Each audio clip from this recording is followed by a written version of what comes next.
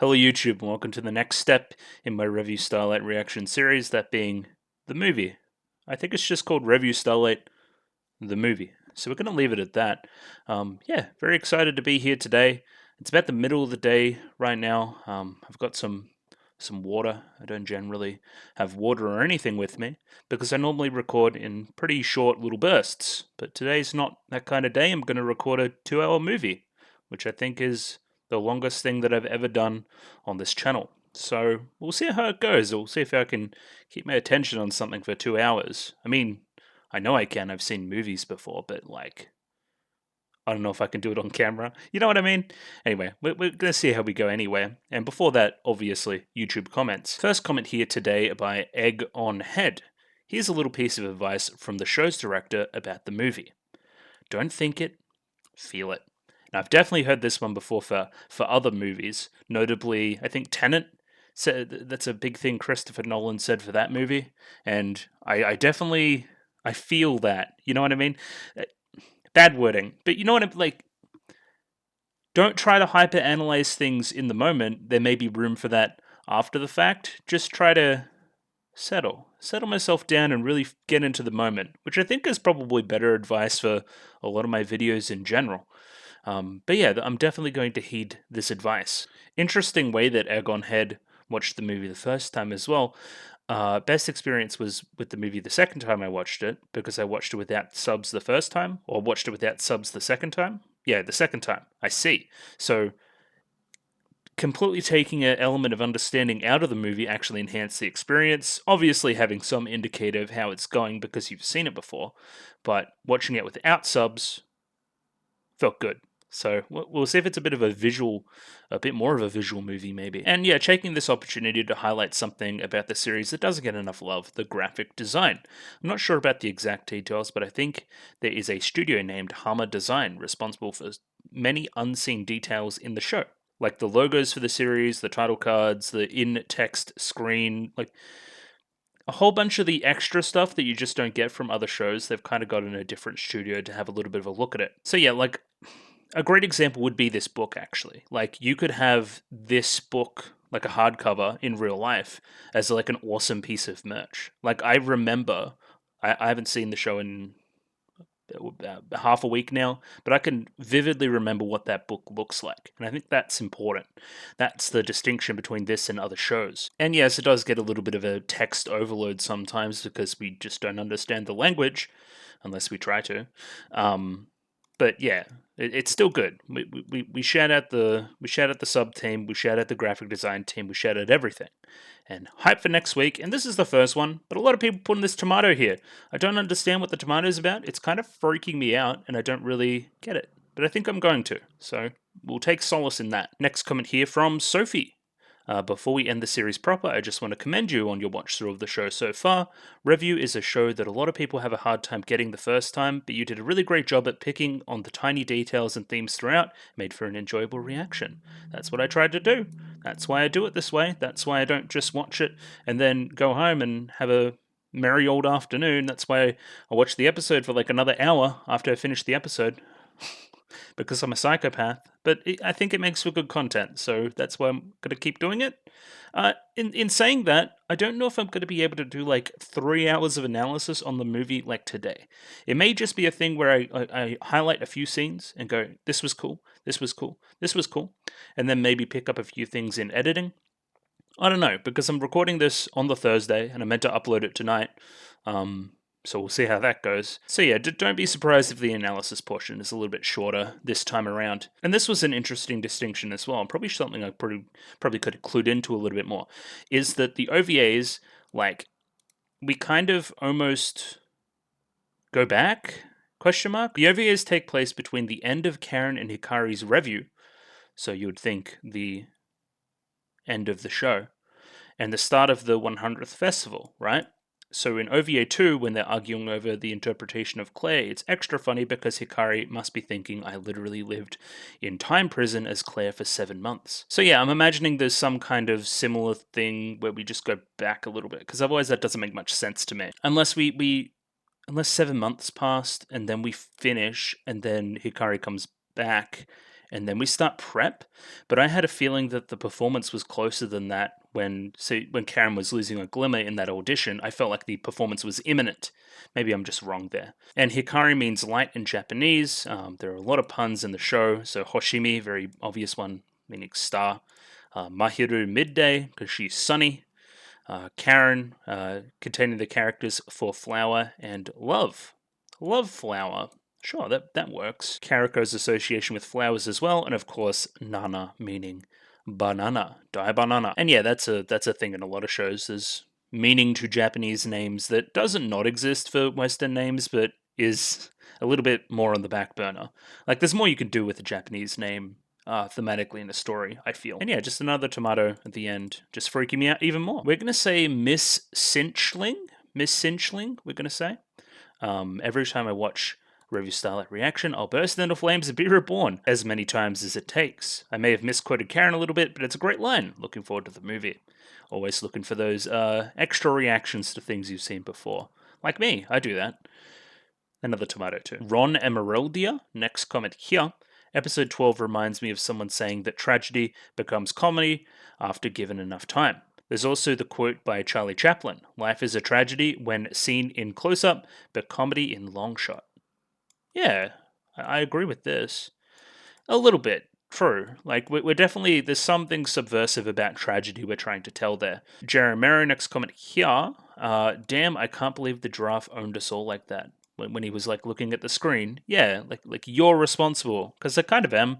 That's the kind of grand metaphor of the audience and all that jazz. Next comment here by Bamps. At this point in the time code, I love that Karen cheating, hitting the play with a little even so of her own, little Symphogear there, is something the giraffe and by association us goes bonkers for. So yeah, like Karen's overwhelming disregard for the actual plot of Starlight and wanting to do something else is intriguing for both us, the audience, and the giraffe, the audience. Like, it works on multiple levels there. Yeah, it's cheesy, it's cheating, but we eat it up, so does the giraffe.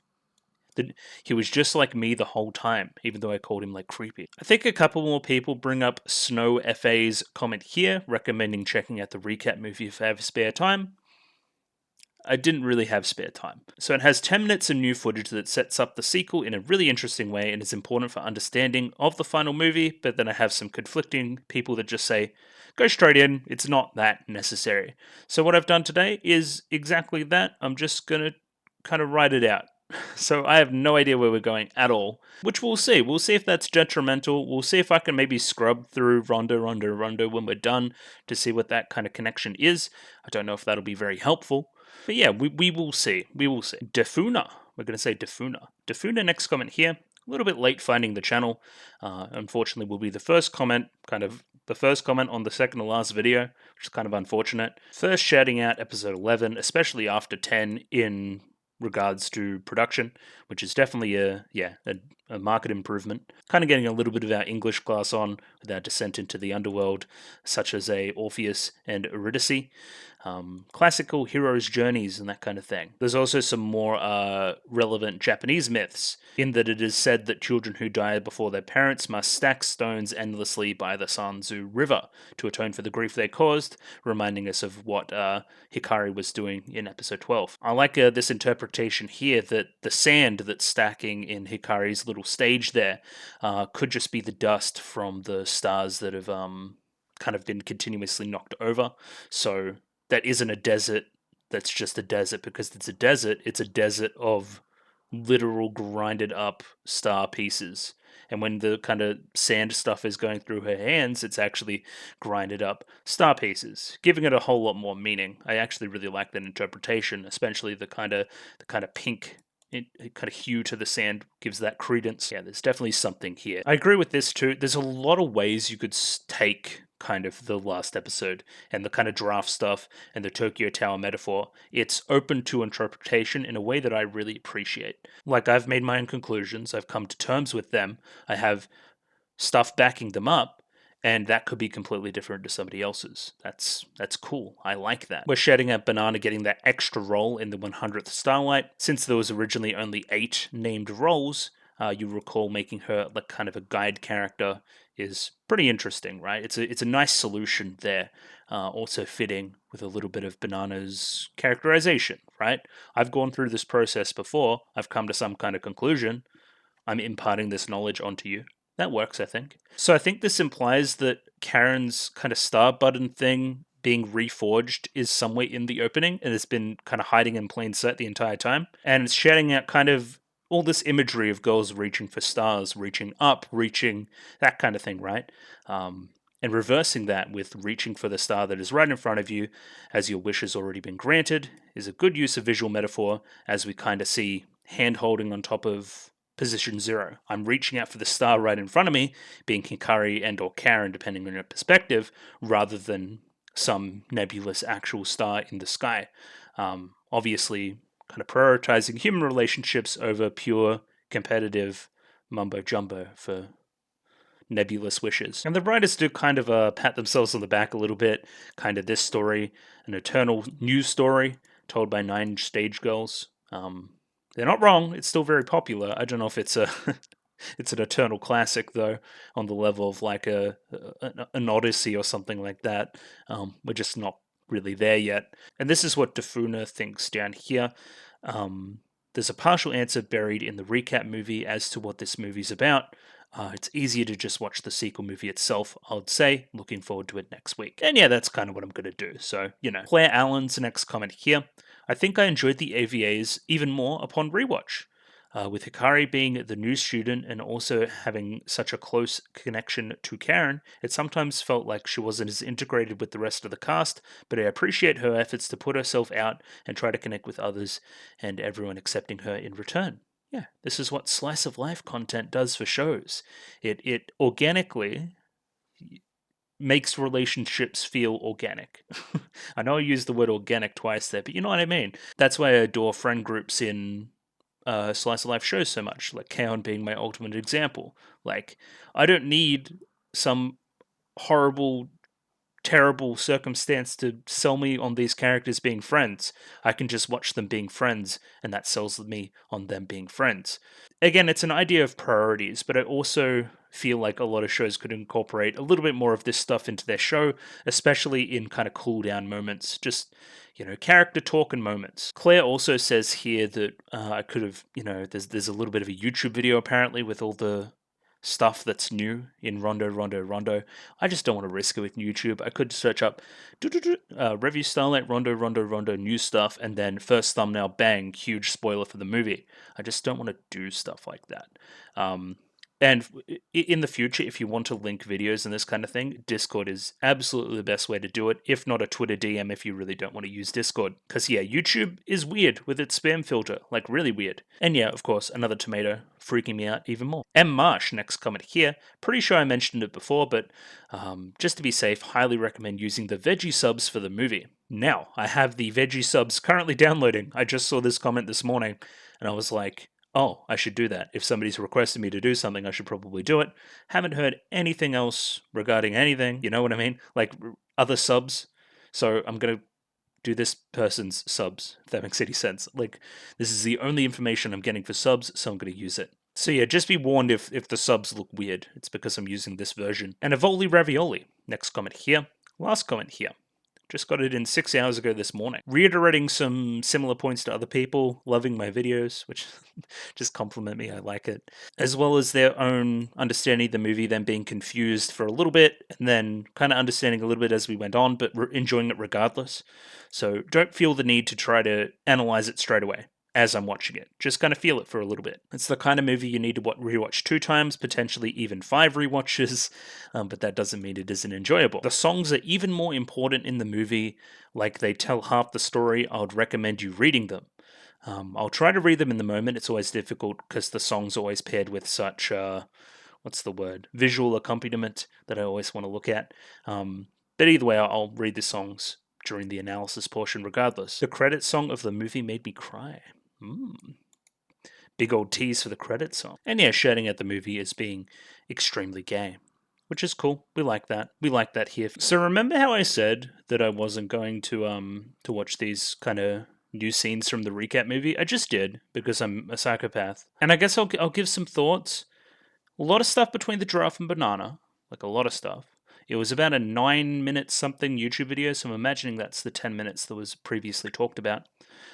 Very slow scenes in which it was pretty vague what they were talking about. It seems that Banana is in a pretty constant dialogue with the giraffe, but some stuff we're talking about is that Starlight, the original story, has no known author unknown. There was it seemed like a little bit of a dream sequence / nightmare sequence where we saw some implied death of the stage girls in the process of being reborn. So we saw like a ton of the girls bleeding on kind of those steps that we've seen a number of times leading up to whoever was at the top. There was a pretty brutal kind of Karen being dead as well with the sword through the. Anyway, so maybe we're getting like way more violent. Don't know. There may be some weird multiverse stuff going on for the us that have died in the past, for us to be reborn. There is some kind of atonement. Do not know. And then there was some pretty obvious stuff towards the end from Hikari just saying, our stage is not over, it has only just begun, blah, blah, blah, blah, blah, leading into this next movie.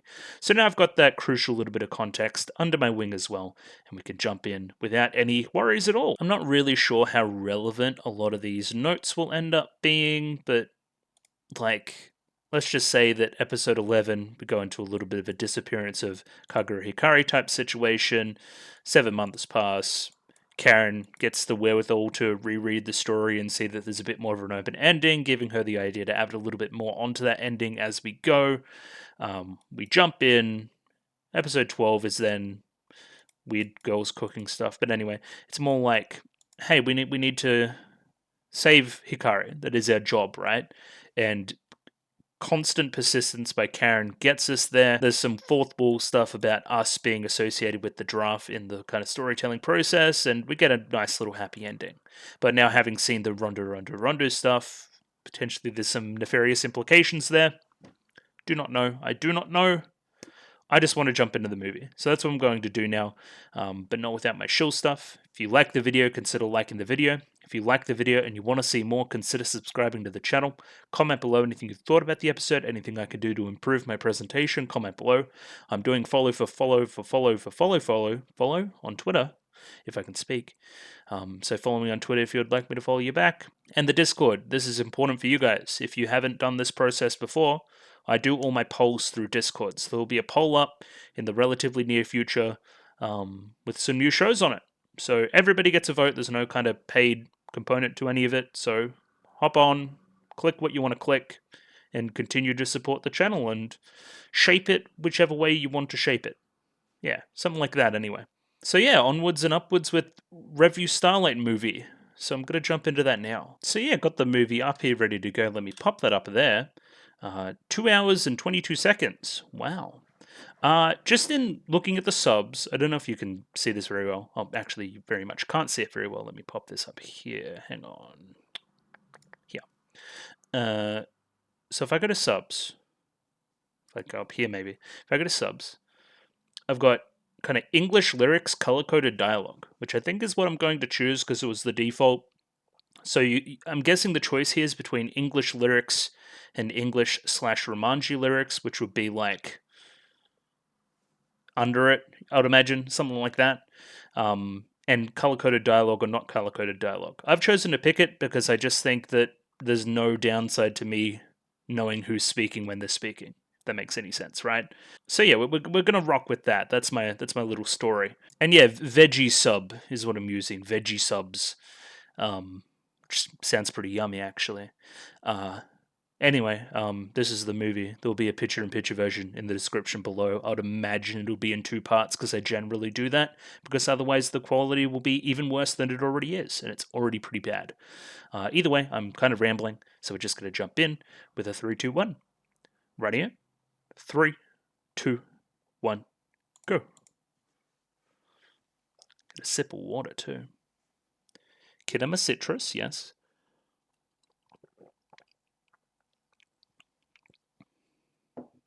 With the little crown as well. Tomato! Already? We're already in Tomato Town. I am recording. I'm recording. Ah! Violent Tomato Smash. Why did it smash? Epic Tomato Smash. Why? That doesn't bode well. Okay, so yeah, like you're red for Karen.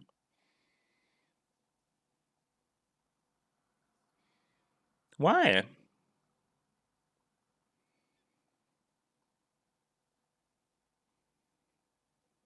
Okay.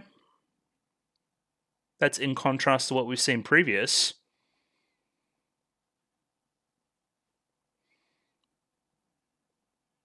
He needs some water.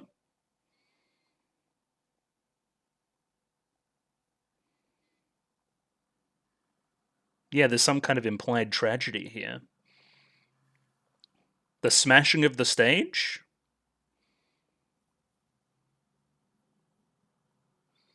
Great point. Yeah, okay.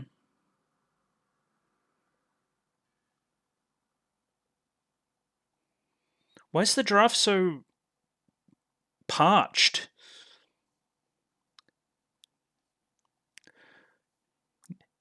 No, you haven't missed the movie. It's about to start. Big old tower.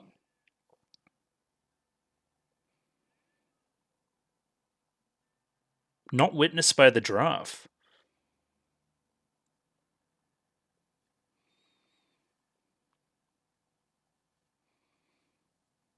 Yeah?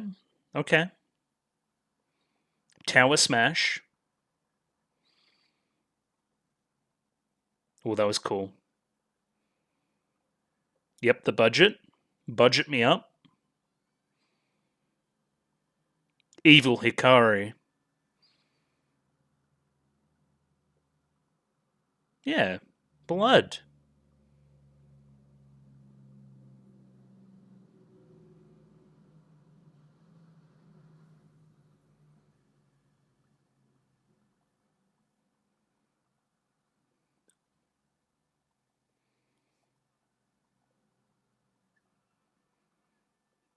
Mm-hmm.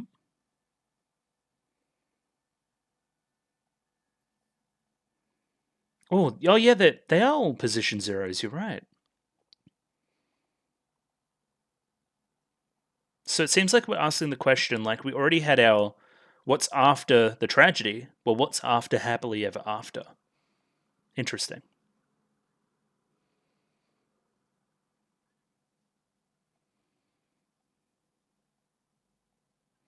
Hmm.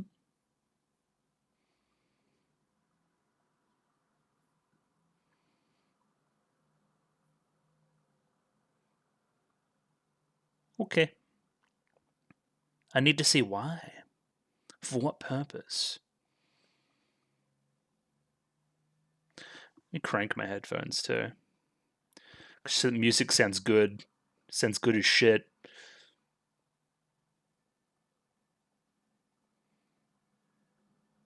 Yeah, the budget, dude. Oh, these are almost like train tracks.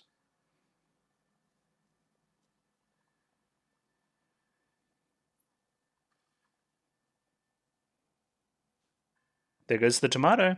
Theatrical version. Alright. Something happened to make a movie happen. Gotcha.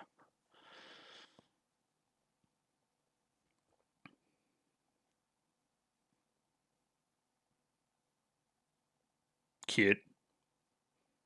Look at all this memorabilia. Where'd you find that? Okay. Various heighted girls.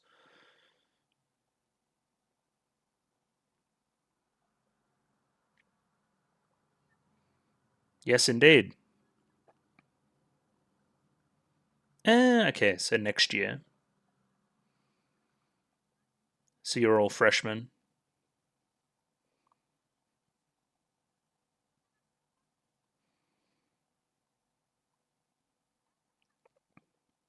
You're being very responsible. It's not like you.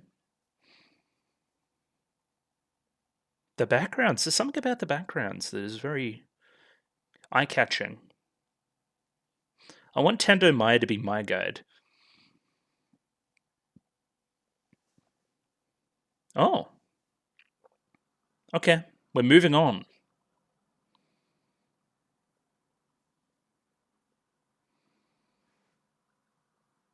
I mean, you have the resume. You're very good. Yeah, she'll thrive in such a setting.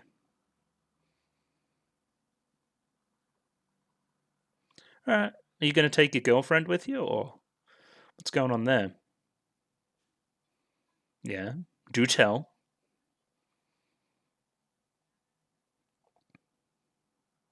Oh. Oh, going to France.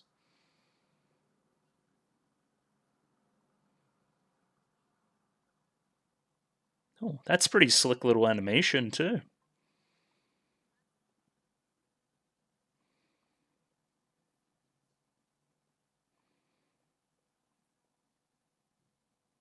Okay, sounds good.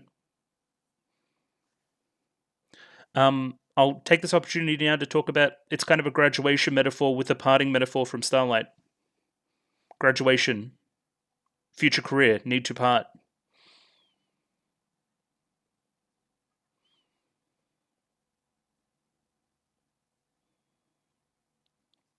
We love Mahiru. We're like number one Mahiru stan.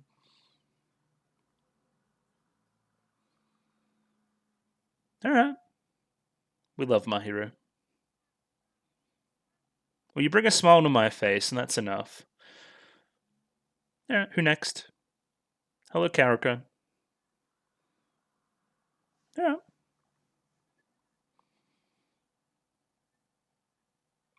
right. Certainly one option. Okay, funny.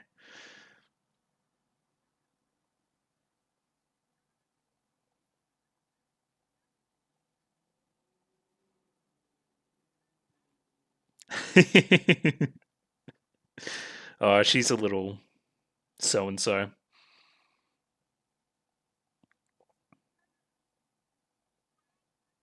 Thank you, Karako. The world's greatest. Hello, Futaba. Yep. But you're gonna apply yourself.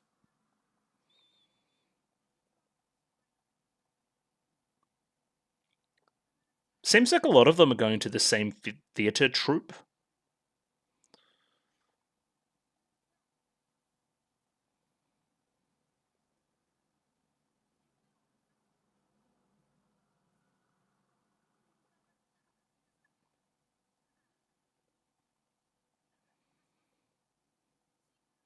She was gonna murk her with the kendo stick. That was crazy.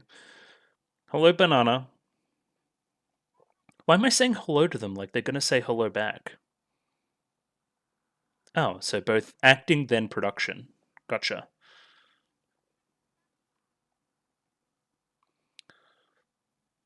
The other thing is the aspect ratio, but that's just like theatrical, yeah?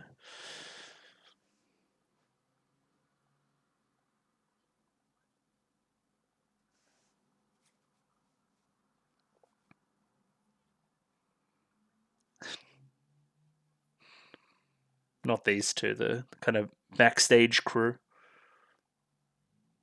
A little bit indecisive, don't want to move on. And there's our star.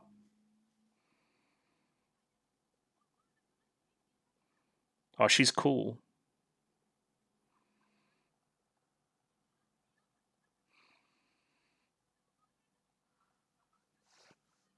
Not Espana. Ale Alejandro?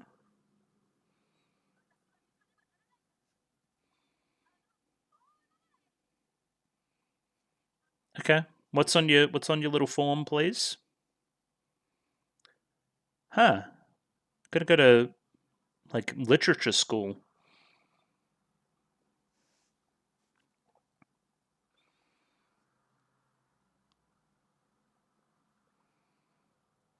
Yeah, I mean that's like a microcosm of your themes. Oh, it's even a quote.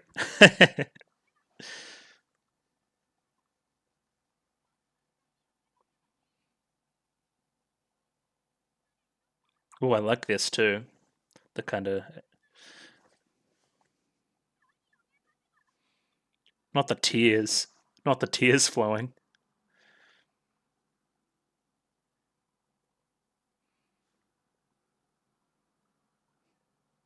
She's insane.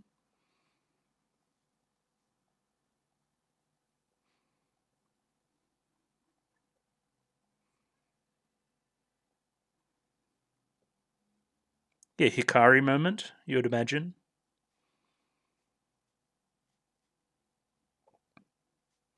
So have the events at the start of the movie already happened potentially?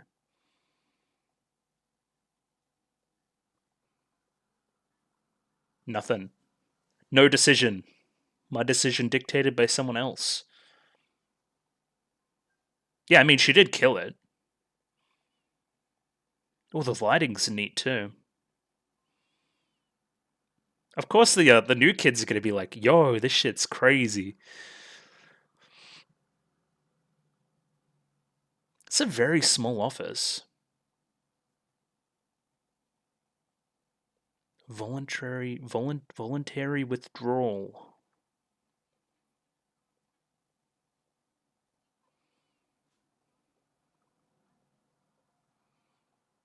Okay, it's pretty good English.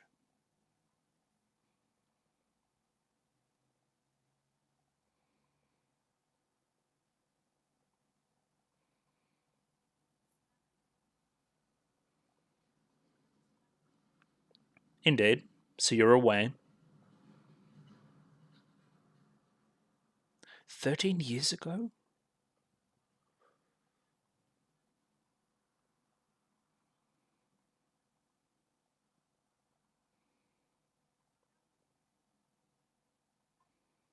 Insane law?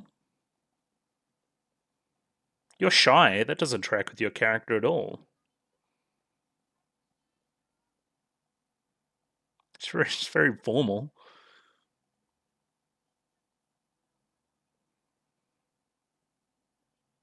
Oh, she's that's cute. Kids do stuff like that.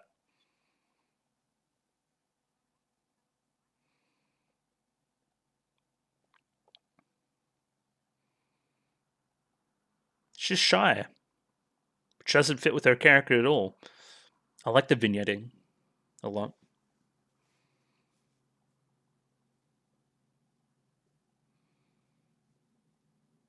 And you're playing Game Boy.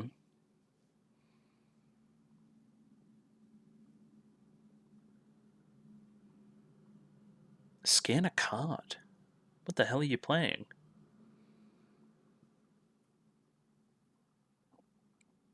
You gonna do your best too? Yeah. Okay, we'll take that. That was a response. Oh, look at all that movement on screen.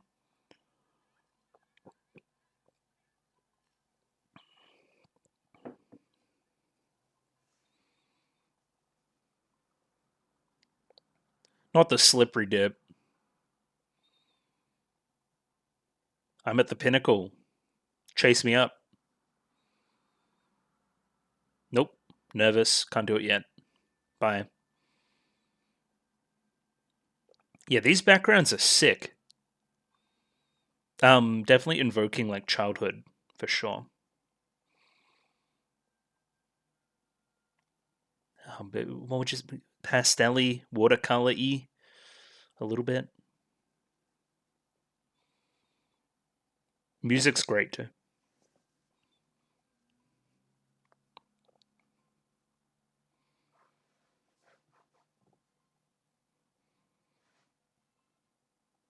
Looking back, yeah, these wides where they're all moving are great.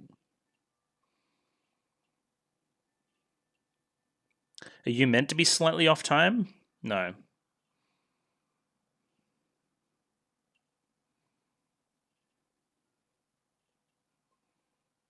She's trying to get you to go along with the rhythm.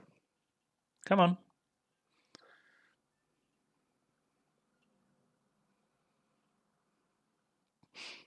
Stop.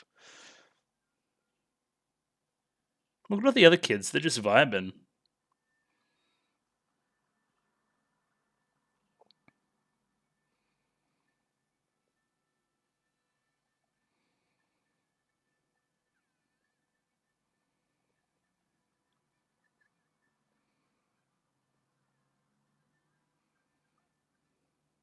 Alright, they're becoming besties before our very eyes.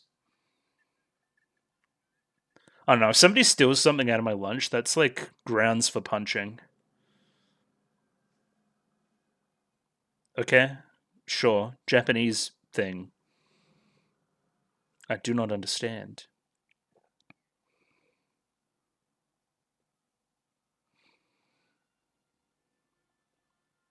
And then we go see a play together, potentially.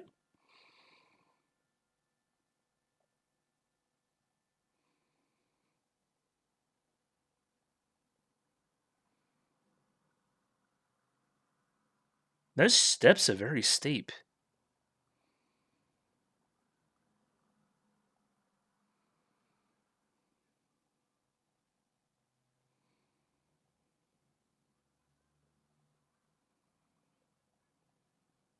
You reckon?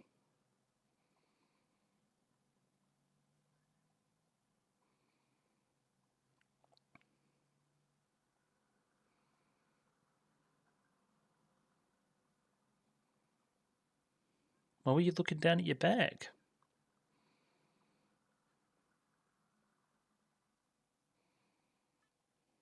Hmm.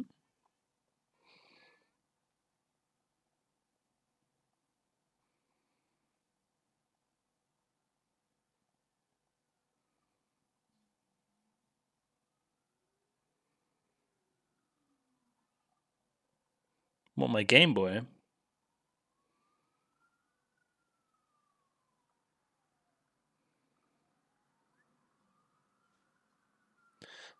And what is that?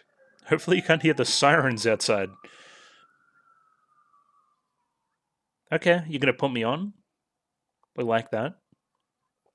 Is it some kind of stage play? Yeah, you would imagine.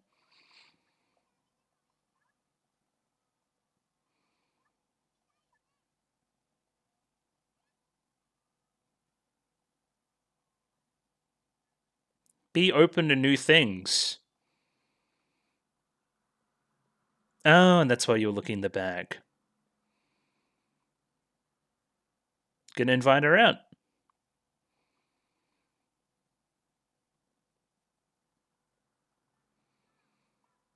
Tomorrow? What if I had plans? Okay, so that's a whole bunch more context for why Hikari now running away is more tragic. Gotcha. What the fuck? It's a lot of dialogue. Okay, so all of you that want to go to that troop may go.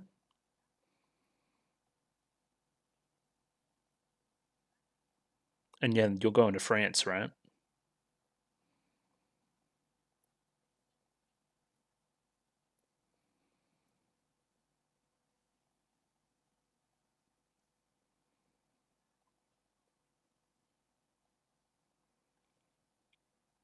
I got my doubts about you, my hero.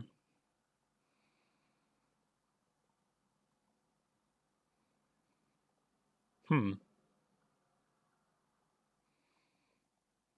Yep, that's seemingly what the movie is about. Which should have been one of my predictions now that I think about it.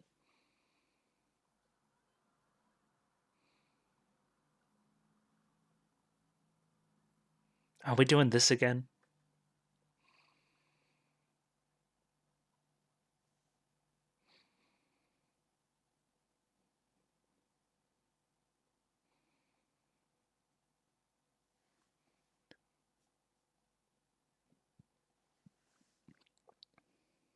Oh, hell yeah.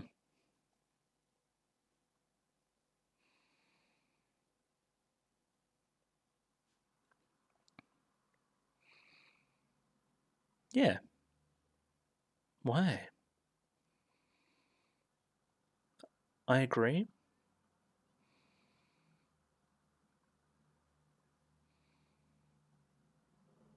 No, not at all.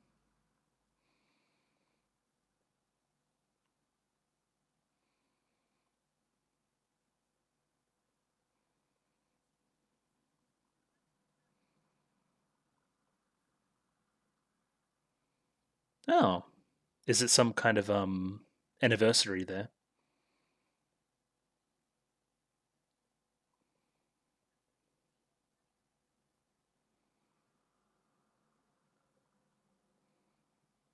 Yeah, but get over it.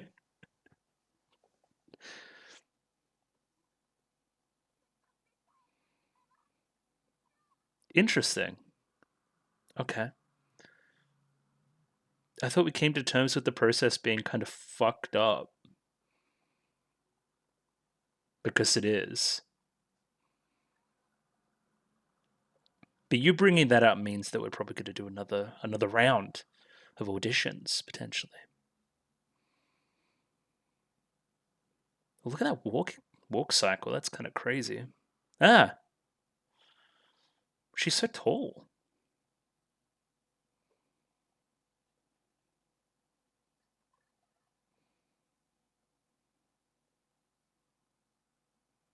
Karika hates not being the best, bros.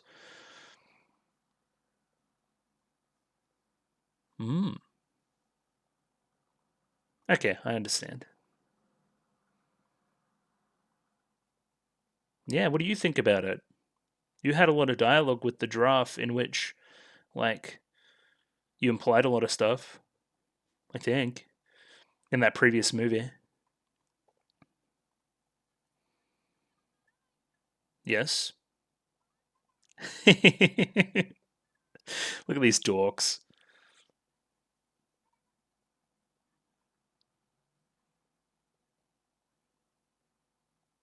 The two conversations at once is kind of crazy.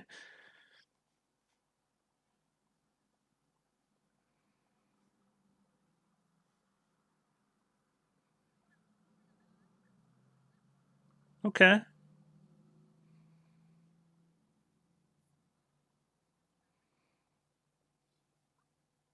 I mean, she did her homework. That just makes sense.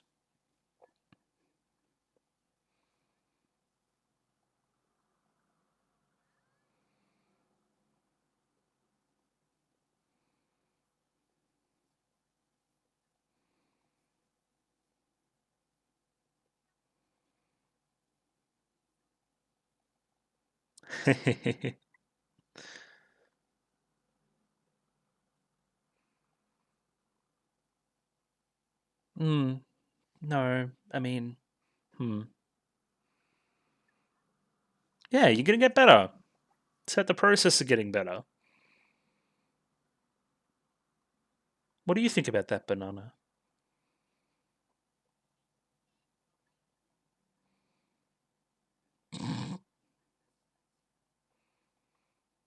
Yeah, what did she mean by this? We're already on the stage. What? What did that? The next train will go to the station without fail. What will you do?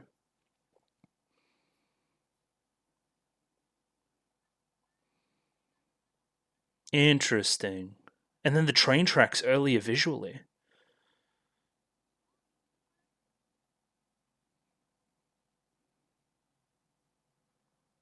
What is happening? Was that is Karen here? Question mark. Okay, we're gonna go with it. Oh, that'll make you excited. You've been waiting. Great. That's just a great visual idea. All right. Platform nine and three quarters. Activate. Stage conversion in process.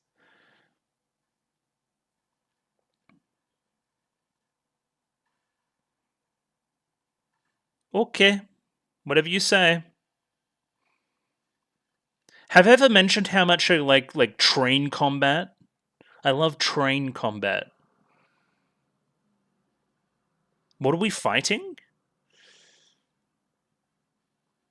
Oh, hello. Hello, Die Banana. Wild Scream Baroque? Revue of Annihilation? What is happening?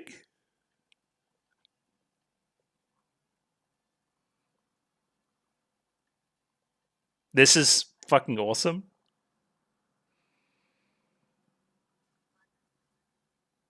Not the frog sword. Okay. Wild on the screen. Okay. I feel like it's going to go poorly for our heroes. I feel like Banana's going to put them in their place. Here she is. Better get ready. We're going to sing. What is this beat?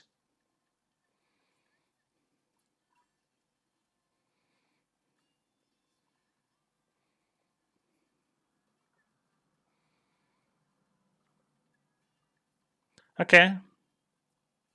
Can more than one of you attack her at once?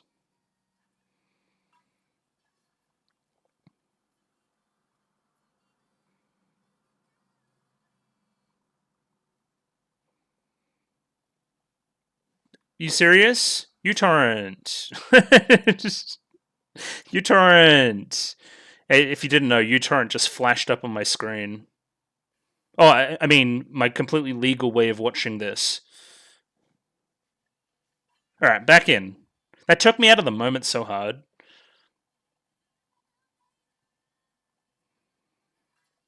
Well, the particle effects are cool.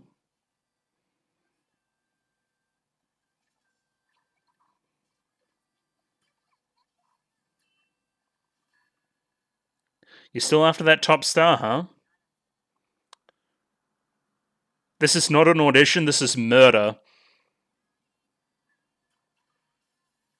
Not Juna.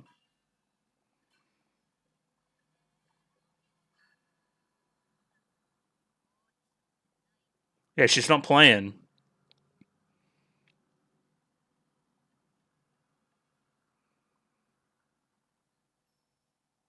Oh, that's pretty brutal. Alright. Yeah, I mean, I think those scenes in the Rondo Rondo Rondo movie implied that we're not done, right? Why is it Lala, not Nana?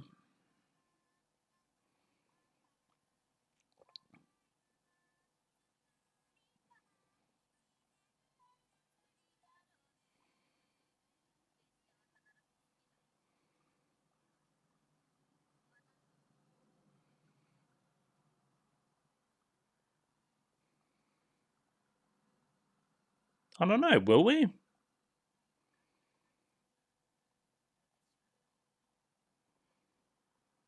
Okay. Whatever you say.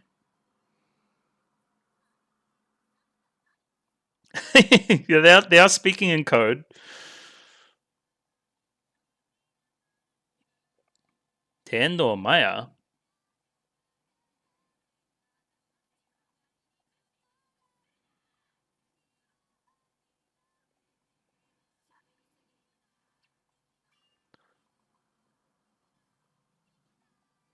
Teleports in front of you? Oh, get destroyed. She's not playing this time. Get it in your thick skulls.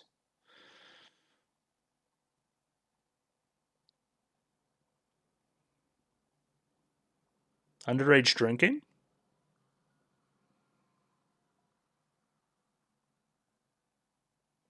Yeah. Go on.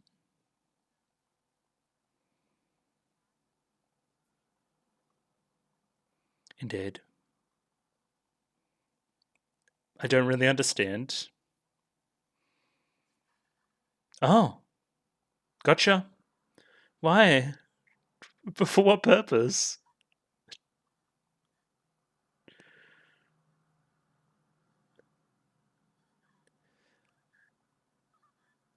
The blending of stage and reality. I'd start panicking. You've got blood coming from your skull. Oh. But is it stage equipment?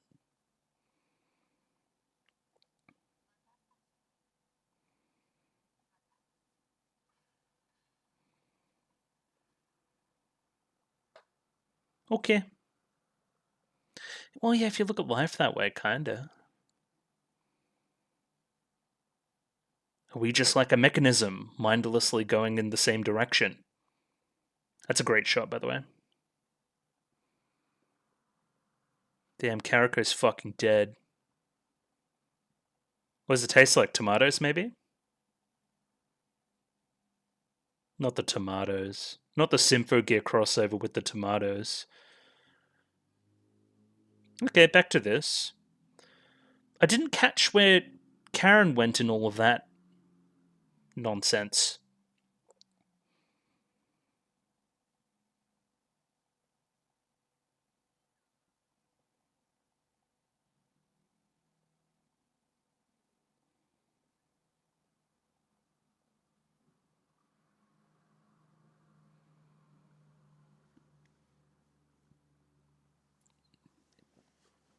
What's wrong with that?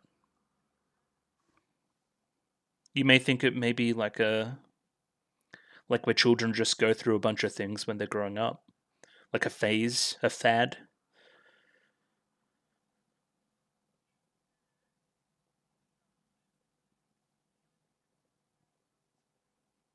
What's wrong with that?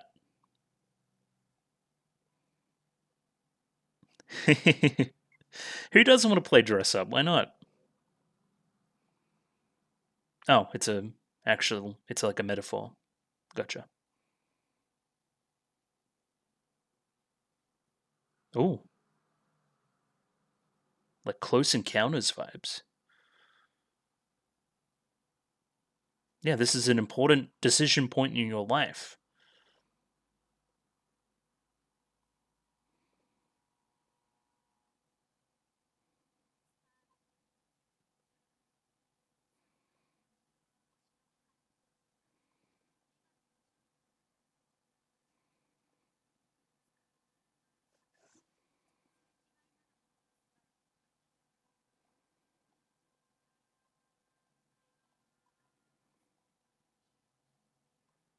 Indeed, I've heard this. I like the stage here a lot. Like the blocks of the position 0 too.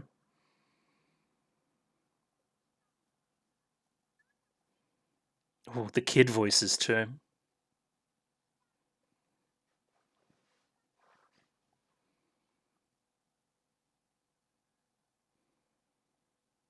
Like whole yo, that's cool.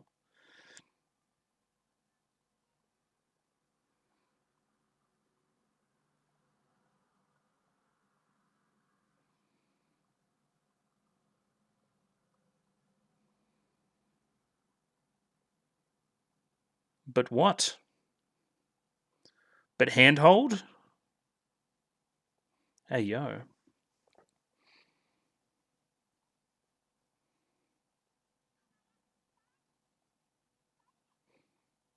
Let's Starlight together? Sure. Okay. Our eyes are yet to open. Yep. We're just like the people in the play. She's taking it seriously. Shut up. All right, back on the train.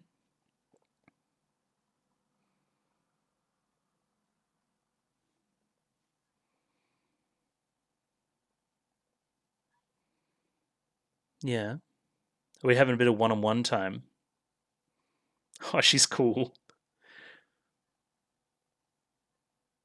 Yep. Yep. All your baked goods. And now you want some recompense?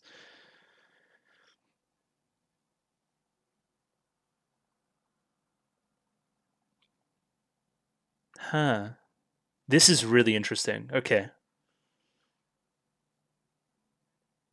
Yeah, you're still hung up on the same old thing, which may be a bad thing or a good thing. We don't know yet.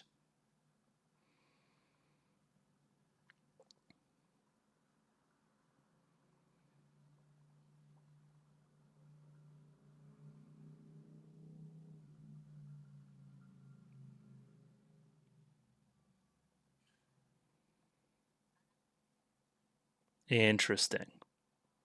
I didn't know that this was going to be like a graduation movie, but it very much is, metaphorically. What is that? Asian Steve Jobs up in the top corner? What was that?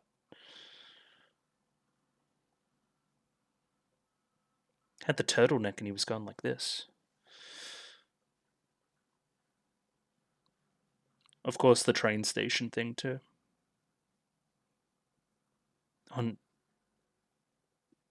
yeah, not for the two of you, and then seeing the letter as well.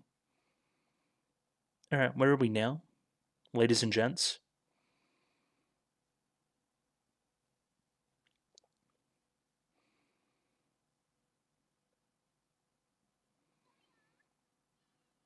Yay! Oh, little burger. I could use a burger actually. 99. Are we back?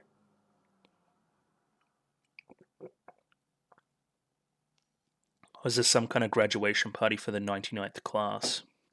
I'd imagine that.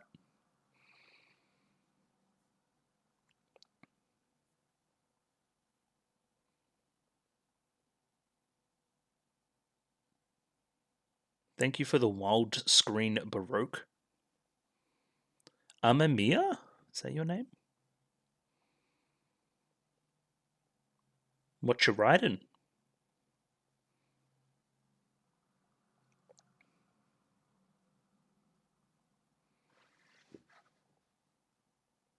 Oh, she's the rider, bro. Average rider's room.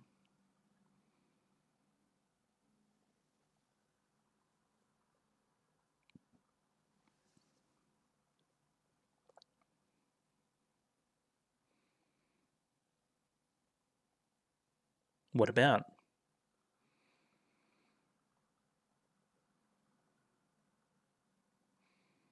About?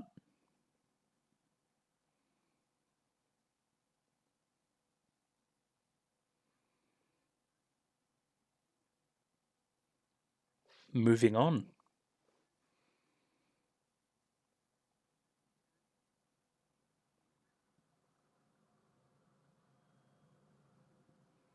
Interesting.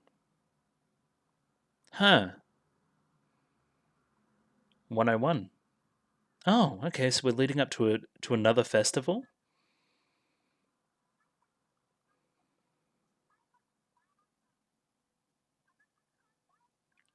Do another Starlight, bro.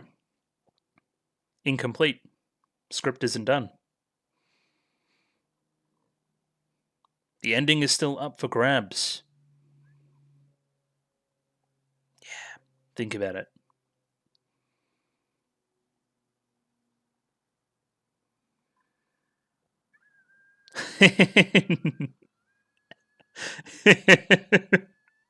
That's really likable.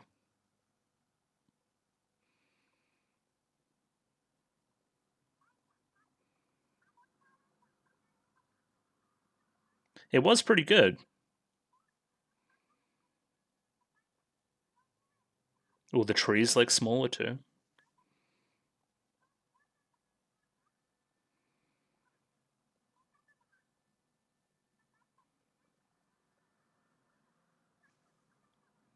For both classes, Class B and Class A. Oh, pulling her up to the top as well. They're cute. I like the Class B duo.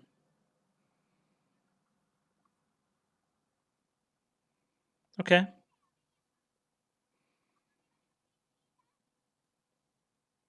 there you go. I mean, that's also a small metaphor for the rest of the movie too. It's okay. You're gonna be all right. There's still more time.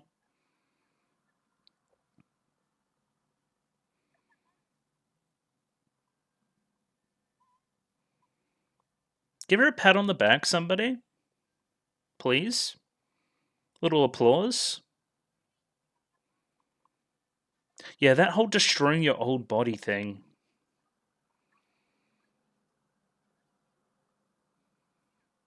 Goodbye, Karako. And then stop. Well, you guys are all like extras, so you have no chance.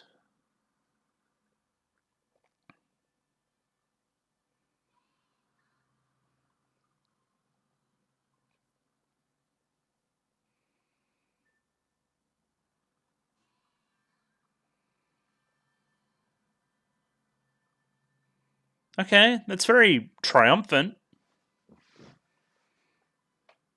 But what about, like, everything else?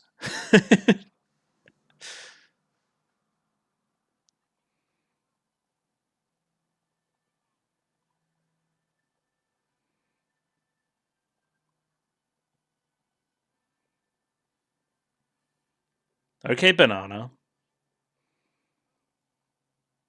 Snack time is over now.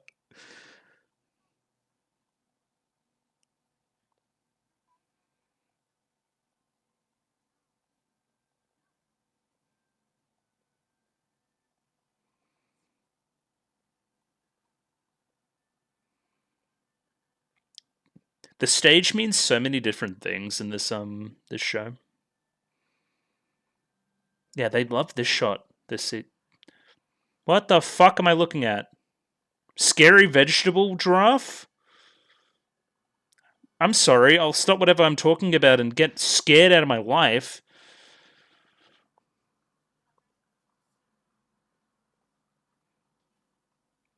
Ooh, weird.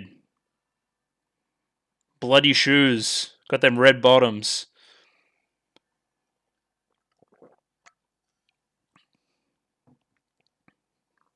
I am reborn.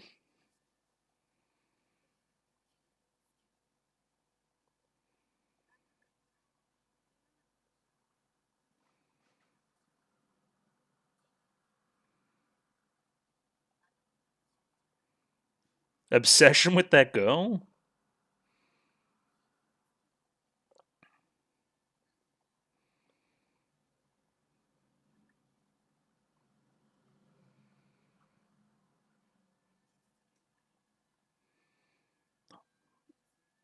I do not like the vegetable giraffe.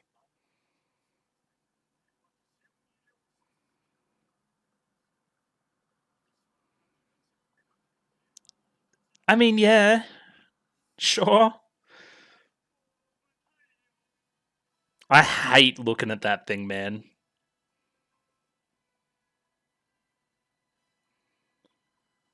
I feel like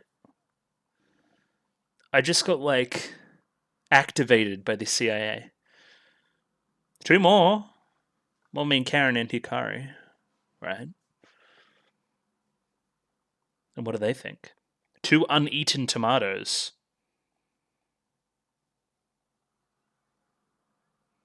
Yeah, that from episode 8.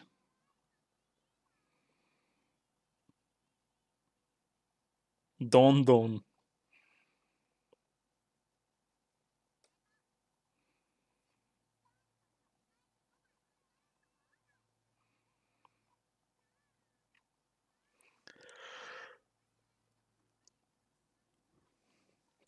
Excuse the yawns. I did work overnight last night again.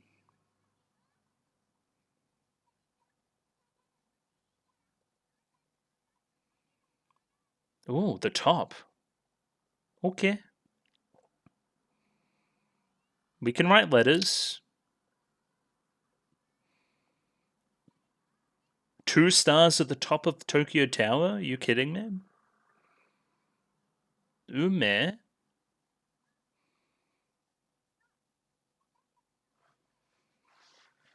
Yeah, but I mean, I thought you guys already did.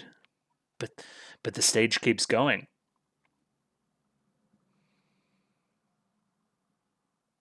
Let's trade. Let's trade our little hair clips, please.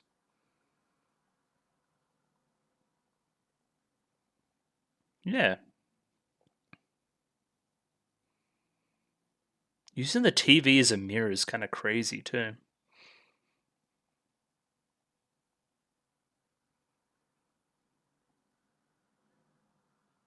Not Don Don.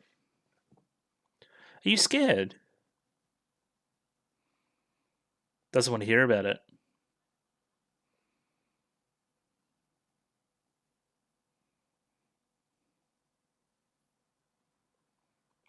West Acton.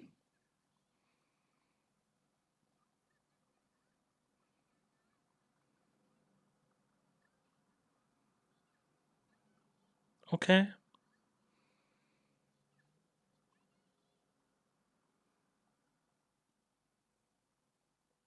Interesting. Like a focus, hyper focus on that and not a focus on anything else as a result. And now my train has crashed. Interesting.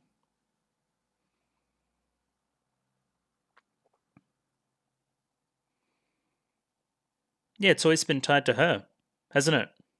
And that was a good thing. And now it's maybe a bad thing. We don't know.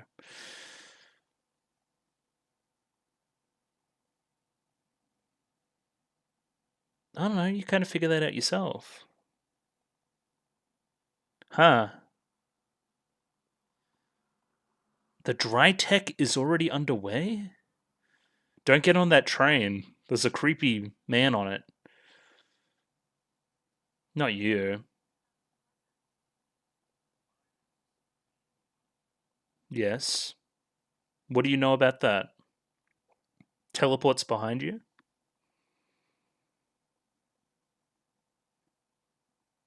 Yeah, I've heard that one. Well, Karen's train crashed.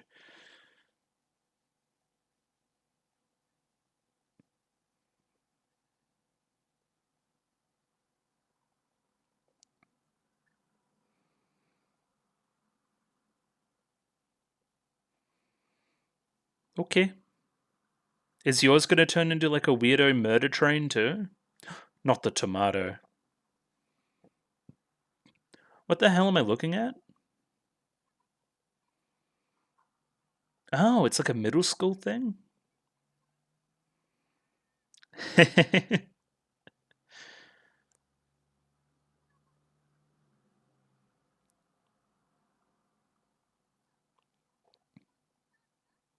Not the nom nom.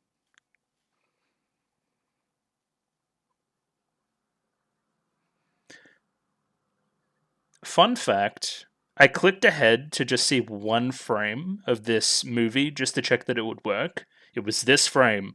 And I'm like, what the fuck am I looking at? So now I know how that connects. Cool.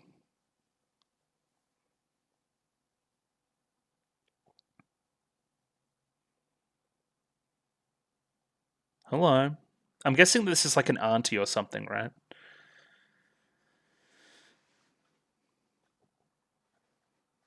I'm not there yet because I'm alone. We got a Starlight together. You don't understand. Kind of. I send letters, but I don't read anything else.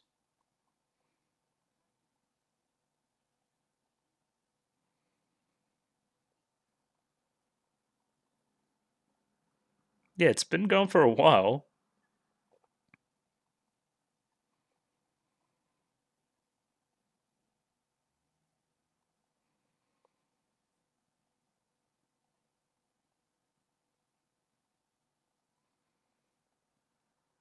She's really distinguished.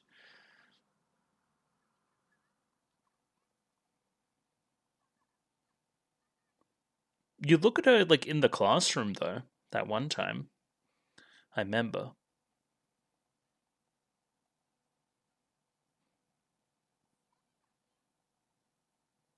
Yeah.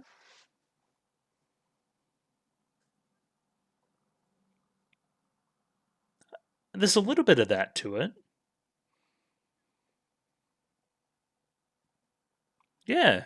This was the non reciprocation of things. That was a thing in the TV anime.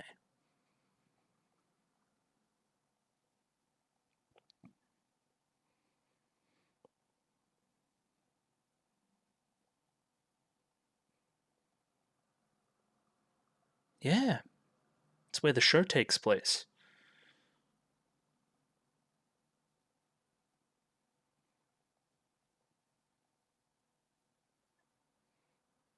Maki-chan. Thanks, Maki. Again, she's like the cool auntie. Sama is crazy too.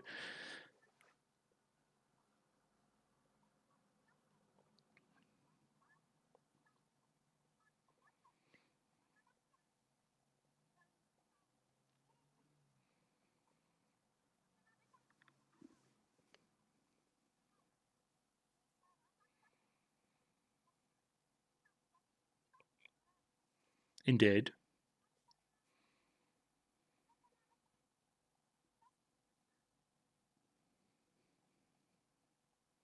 Not to cross out. She could still read it. Or are you going to start a new letter? Get the eraser.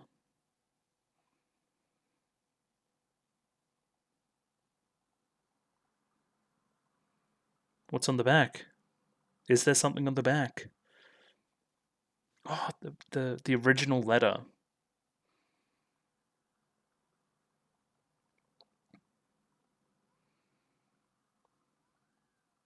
Oh.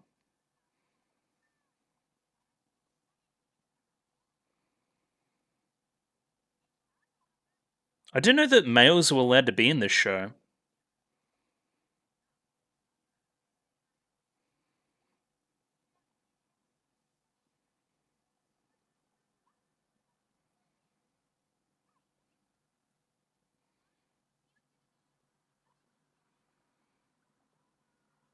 Okay.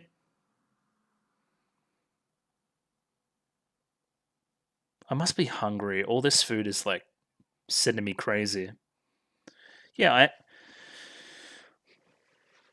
I'm leaving early because I have to, yeah.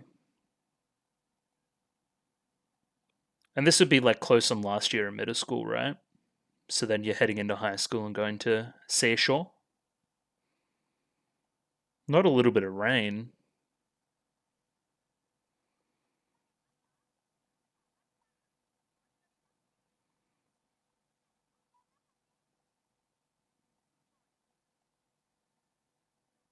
You should go see one. They're cool.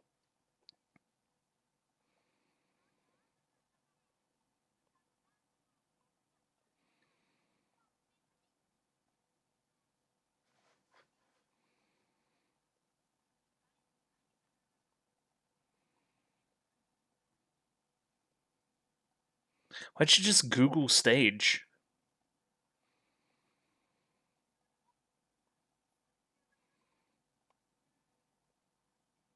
I've got a good feeling she'll get in.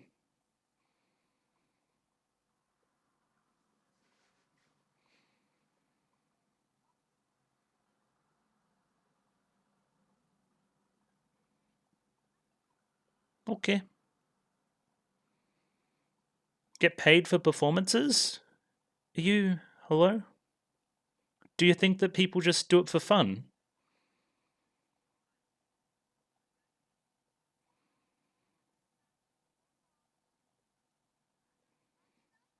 It's interesting giving this group of friends so much focus.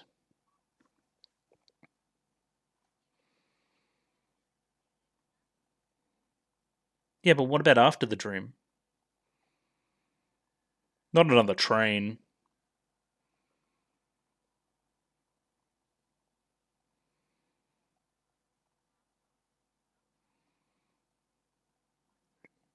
Not the little Tokyo Tower she forgot. Would like Googling like somebody's name like that work? Oh, same as when she was a kid. Hop on that giraffe train right now.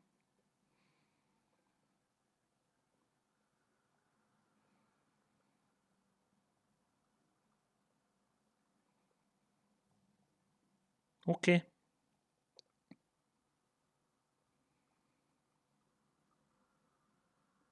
Lower stage entrance.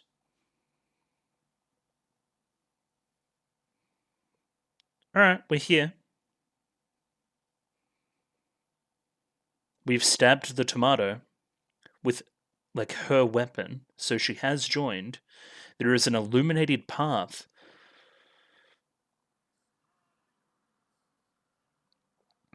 Alright.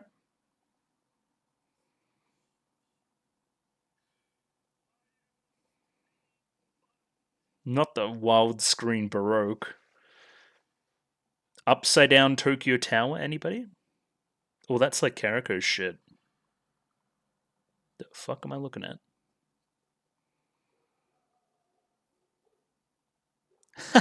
What are we doing? uh,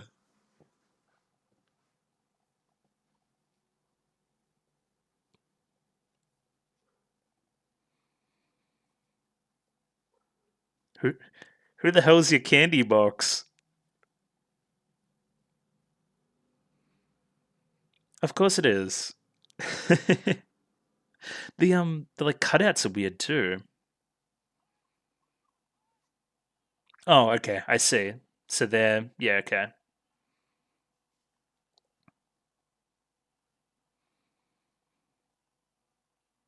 Don't steal my GF.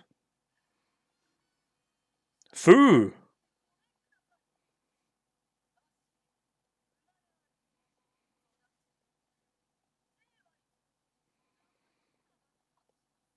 Okay, you're cool.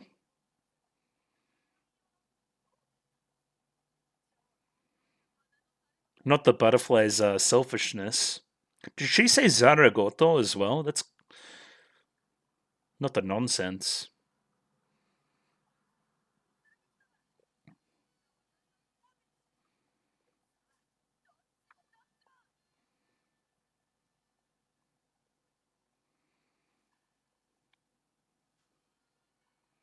New truck? Yeah.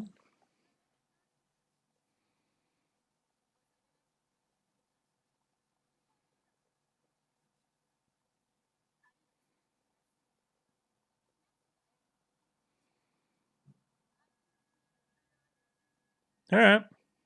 You guys are mad. Oh, her tattoo. Costume change.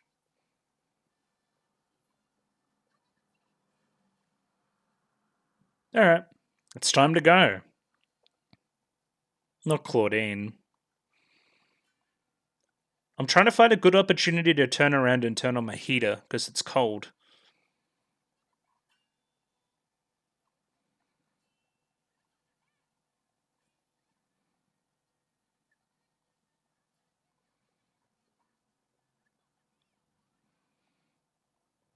These clashes are crazy. The spotlight? I'm just going to do it. All right.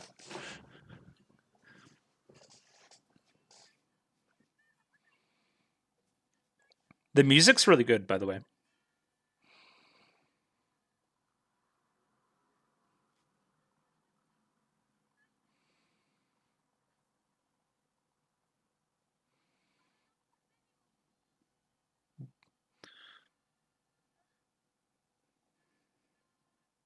Sexy main hall?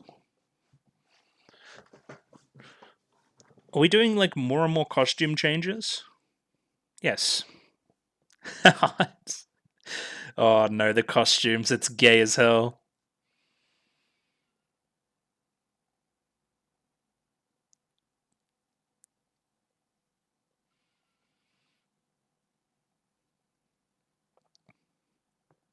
I don't know. Oi.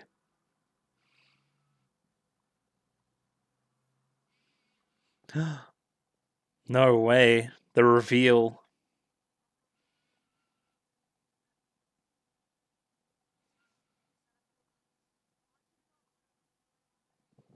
Yes. Aware of your own limits. Piano.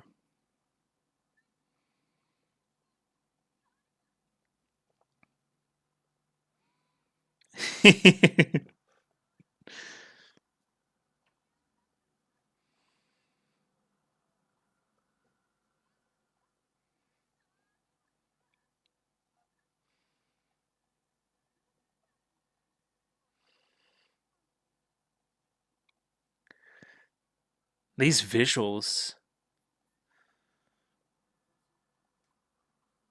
Well, yeah, who wouldn't?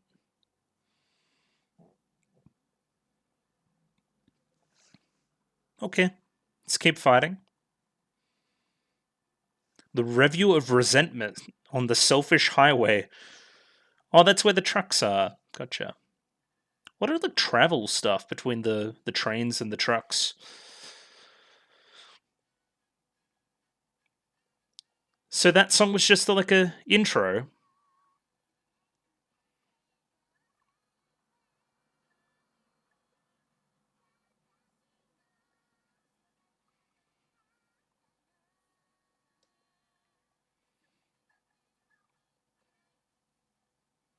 They're so toxic for each other, but they love it.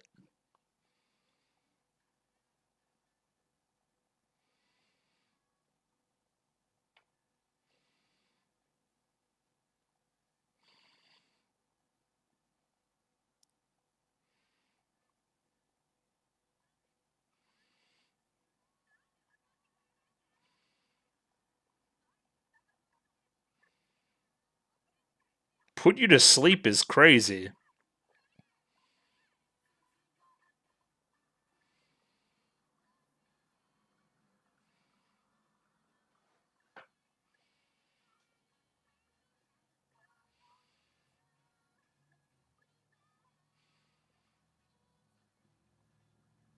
The trucks are cool. Alright. What is your retort, Karako?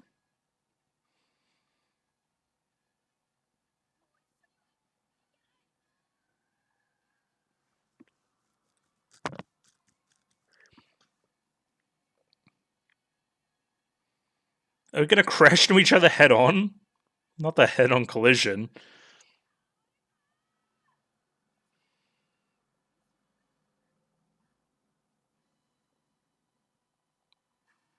Isn't that how Karako won last time? Like Futaba was reminded of like the early her and then couldn't go through with it? Yo! Not the one hand save.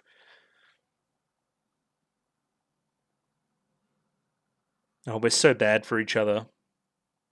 But we can't stop it now.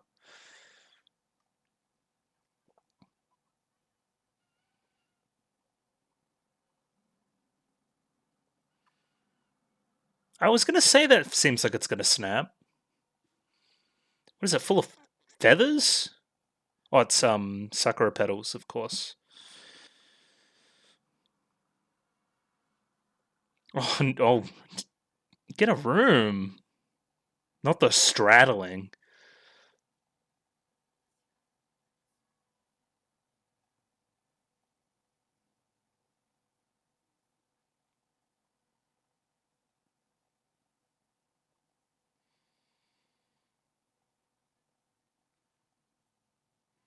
Position 0 keychain?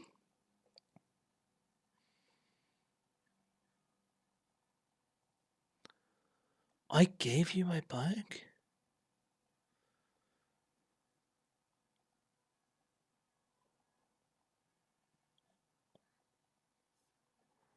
Okay.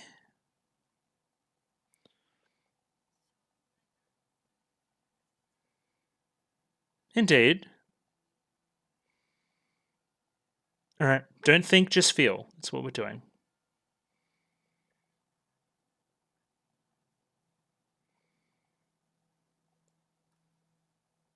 Okay. I drew Karen this way. That's kind of funny.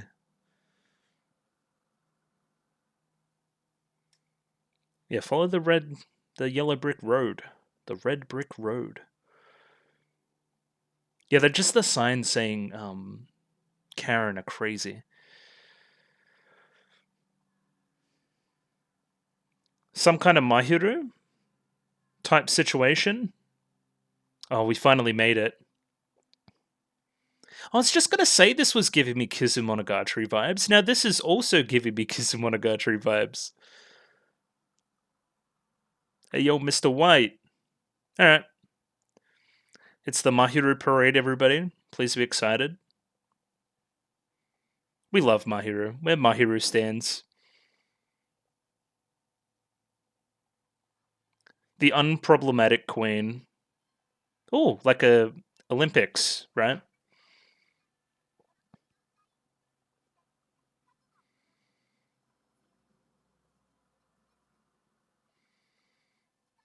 Indeed. Thank you, Mahiru. Oh, look at her. She's a star. Oh, it's also like the warmth thing going on with her fire. Gotcha. I love her backgrounds. Karen's like MIA. We don't really know.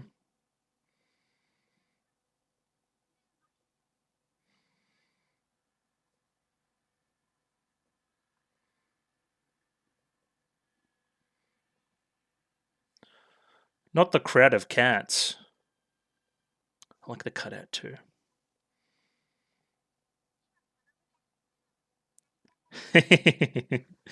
Focus on me.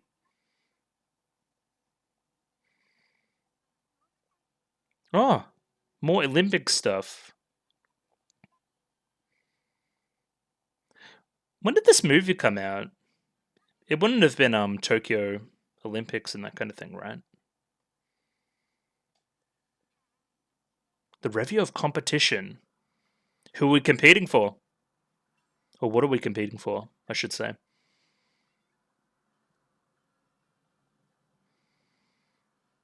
Oh, interesting. So we're going to go through a bunch of track and field events.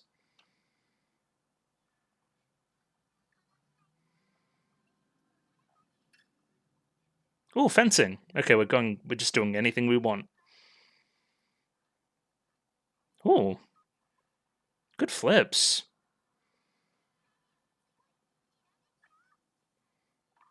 Is tennis even at the Olympics? I know volleyball is. Synchronized swimming? Oh, it said synchronicity in the lyrics. Oh, our bulky queen. The judo. Did you just get your ass beat by My Hero? Dropped on neck! Yo, you got rolled by My Hero. Let's go, My Hero!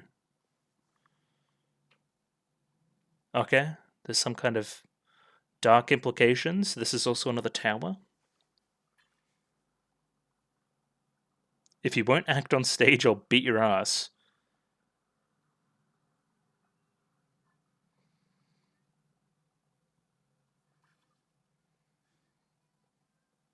Evil My Hero?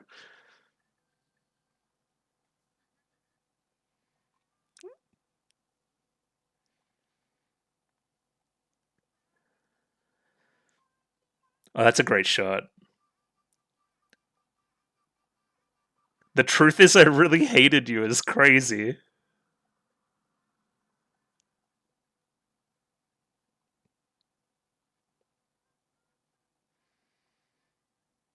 Not like the backstage, backrooms type beat.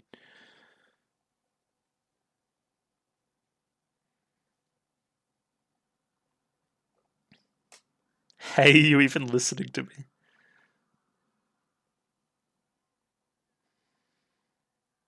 Just like, yeah, because you made Karen sad because you ran away. Again.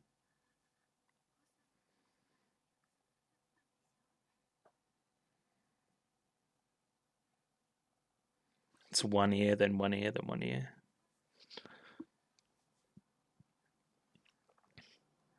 It was so happy. Now it's like a horror movie.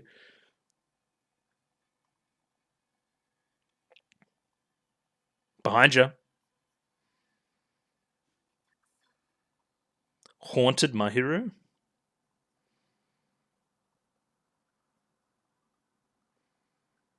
I love like the rave colors too.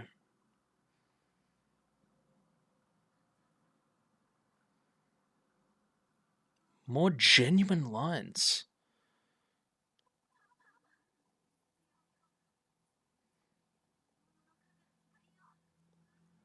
Show me the real you. Yeah, these are musically so much better. There's like different like parts to the like to the progression of it.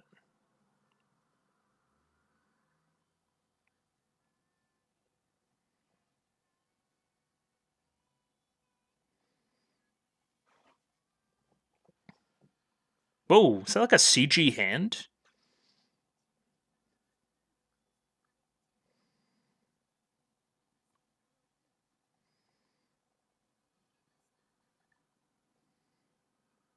Hmm.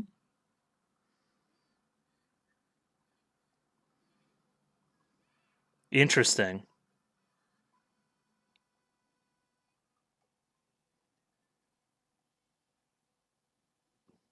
Yeah, these are musically cool as hell. I pushed you from the tower?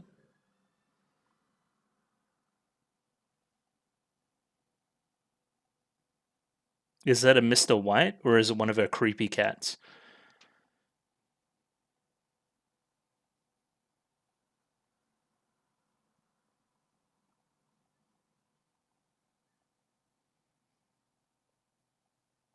Mahiru just beat her ass. Physically, mentally, emotionally destroyed.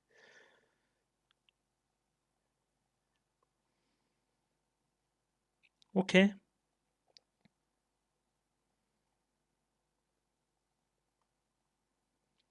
That's really nice.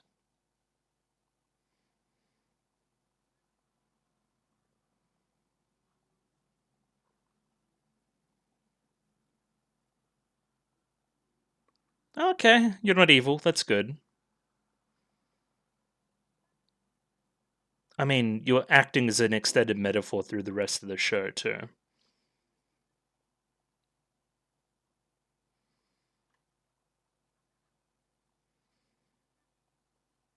Yeah, I mean, that's what a lot of this is about. Where does the stage begin and end?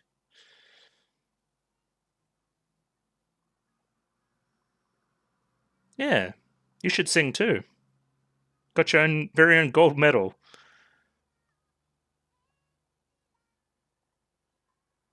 Yeah, and now they're both singing.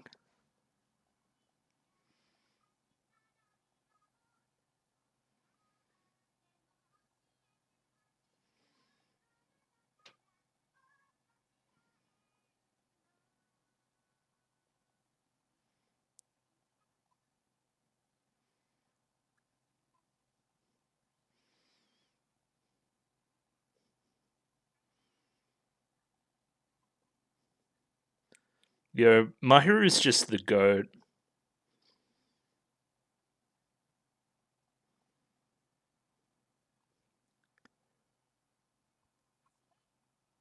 How good is that melody for this song, or this part of the song?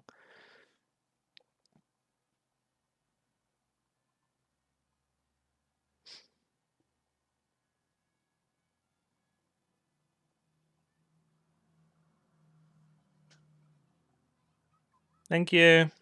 We love you. She was. It's true.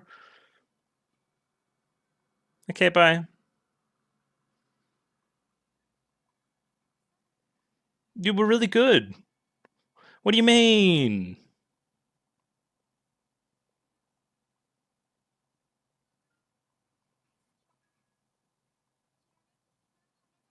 The brilliant light. The sun.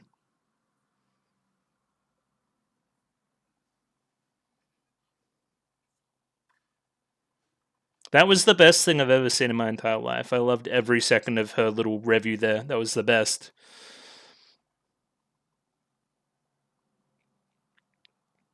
Alright, hello, Juna.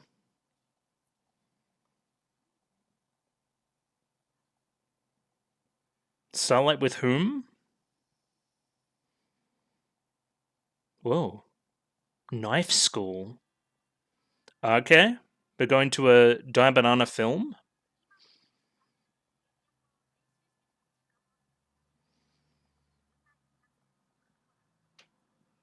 Okay. Okay.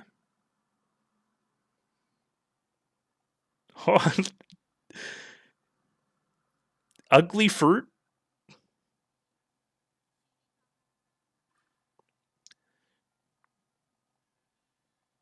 Not banana in the Nazi iconography.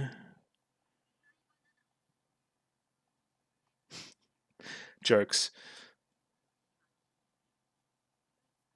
Yo! Review of Hunting is insane. Pen power sword. There's probably some reference I'm not getting, right? Ooh, that's a great shot. What? Not the tomato hat.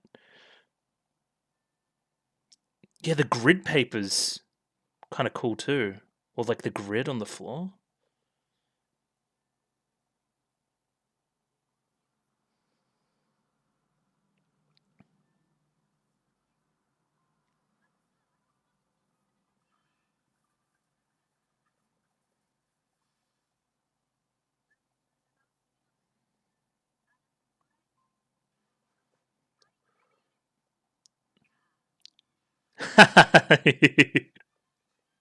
All right, cool. So who is the hunted and who is the hunter?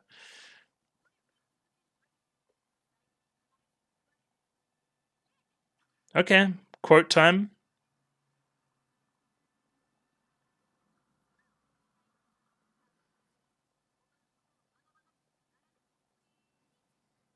Yes.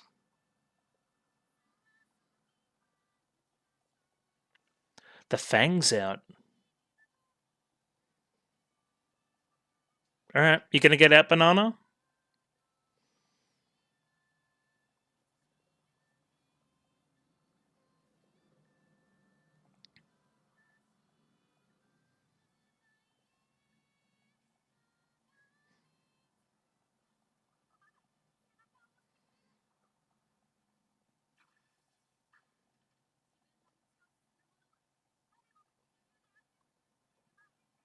Okay. You do know a lot of quotes. Yeah. Banana's still like strong. You don't understand. It doesn't resonate.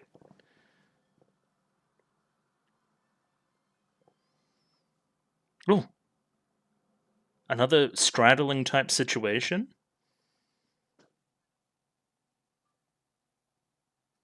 Yeah. Okay. Not the Polaroids. You were beautiful.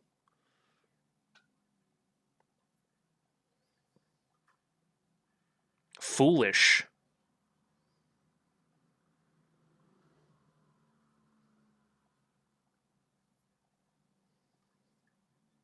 Okay.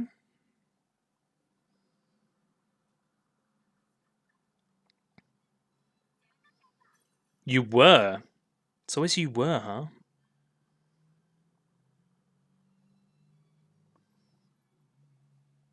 What did we shatter?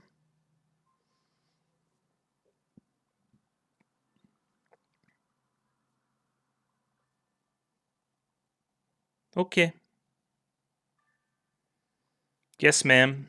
Um, like you were is crazy. Like you were within my loops.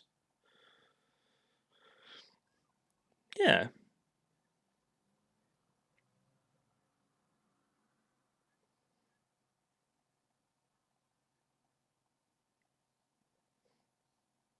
Okay. Thank you, Die Banana.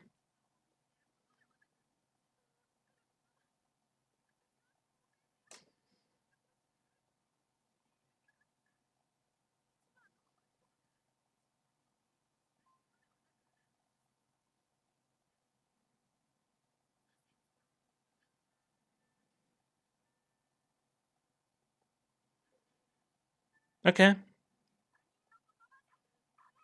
Yeah, I need my own quote, please.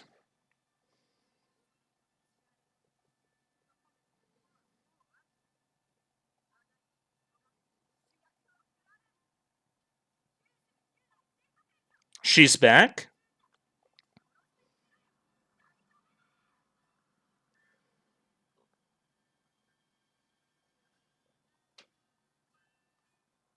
I have a lot to say about this too, but I can't because I'm too busy watching it. I just gotta remember things.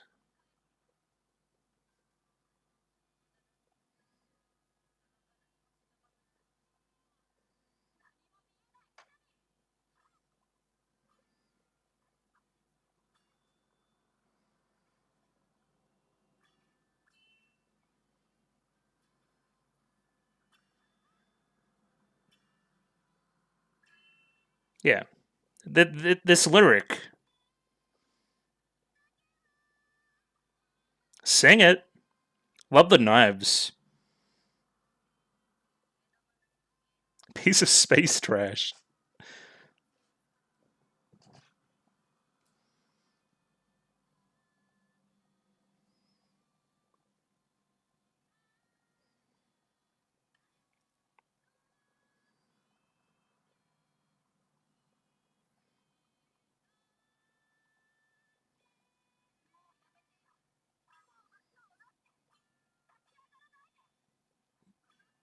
She's persistent.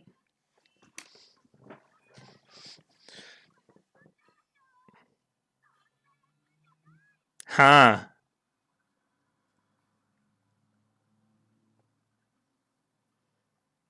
Yeah, I mean,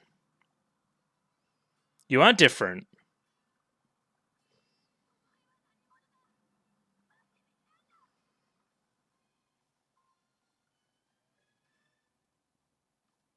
I'm Junjun. Yo, musical style change again.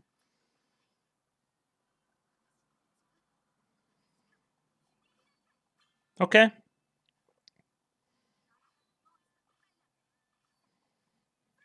I'm gonna do my own thing. I'm not gonna be anybody else's.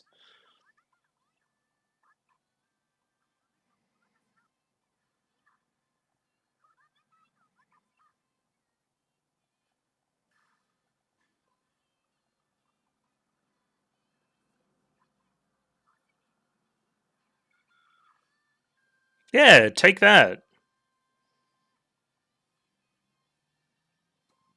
Alright. I have a ton to say about that. Like, a ton of stuff. Like, my brain kept going, like, what is even this whole movie about? And then it kind of clicked, right? At least a little bit.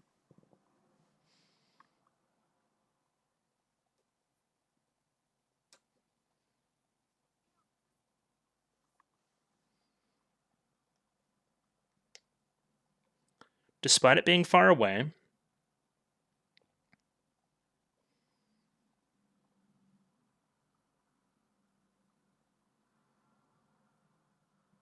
yeah.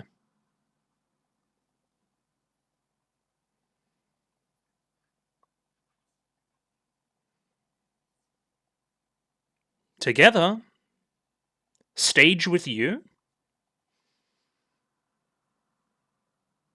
Alright. We're gonna go our separate ways. In a big old position 0 too.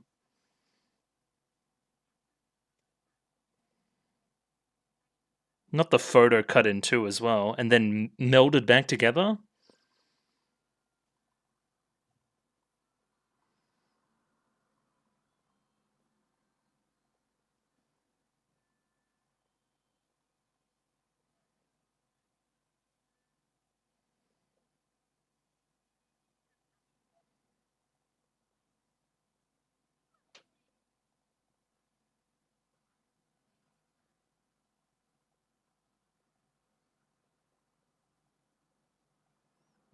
Okay.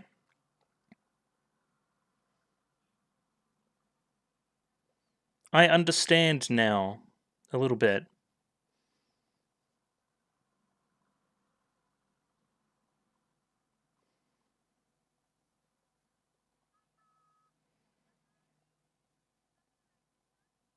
Oh, I could use a bath too. It's cold. It's cold today. I like the fishing too. She loves the fish.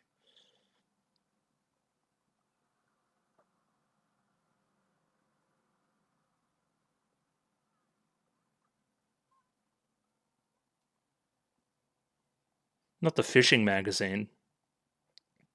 Oh, spoiler. Oh, yo. Okay, great cut.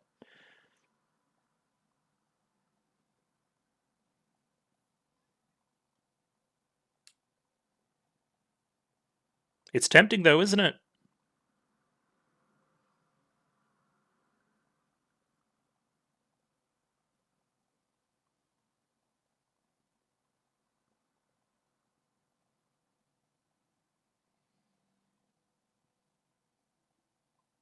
Yeah. Some kind of sideshow equivalent.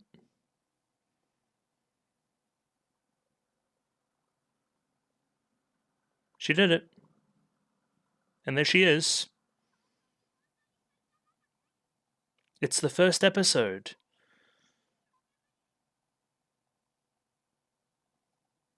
Yeah, but the circumstances of you like going there, it kind of nuts. Because you're going there to try to murk everyone else to find your glimmer again. The background still. Yeah.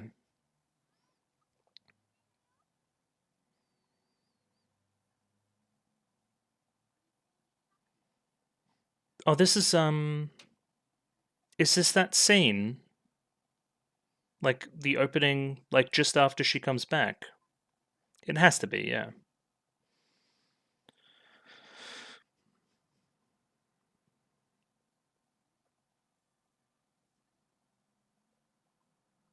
Hmm.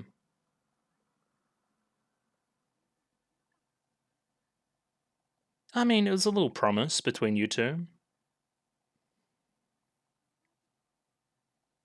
Alright. So you got that little bit of confirmation, which is nice.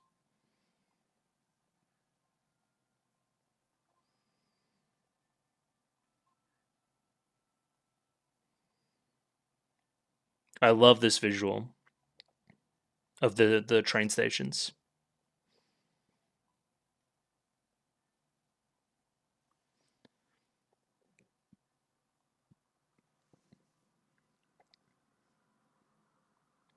But was so intrinsically linked to somebody else that, oh, you guys playing like fake chess in like the green room.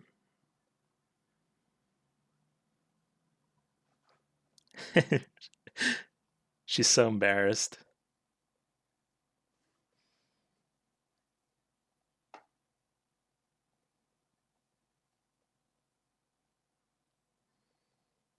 Hmm.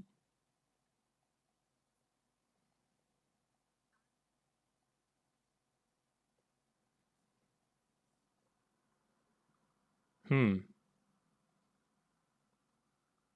Okay. Oh, shogi. Of course. I'm dumb. Easy shogi, how to play. Alright, now I'm just like all over the shop because I'm going to turn that off now. Got too hot.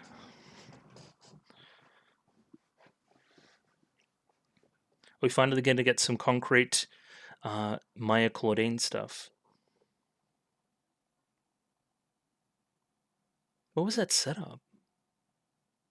Okay. Hello, giraffe. I'm at the station in the sky right now.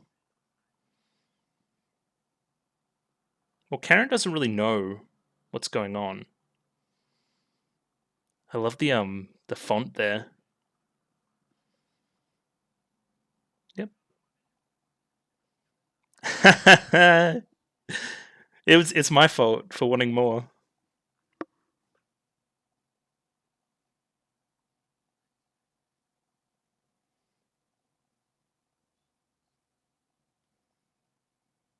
Huh.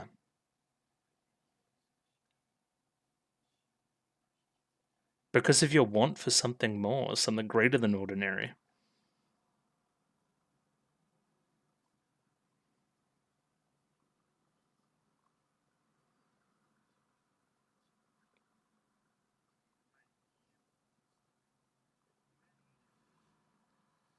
Don't burn the veg.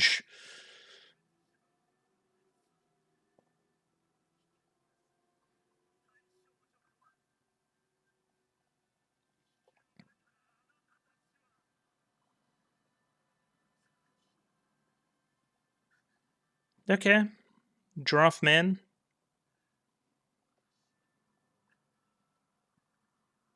The giraffe's like literally me, so this is kind of crazy.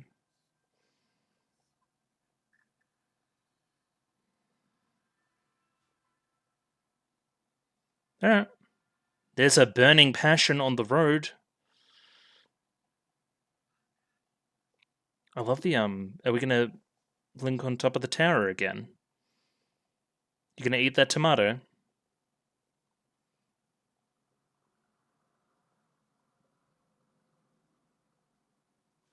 Yes.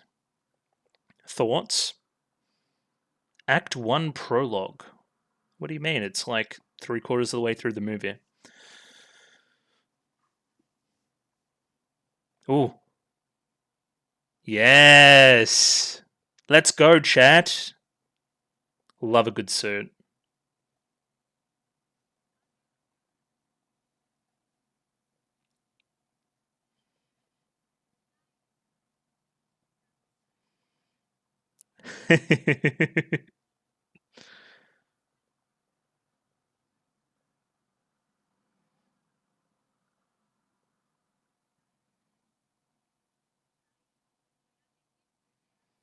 Okay.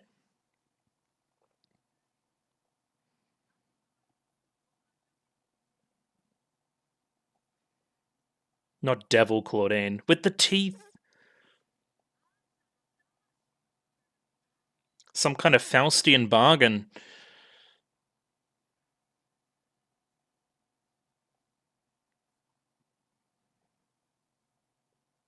Oh, with the position 0 again.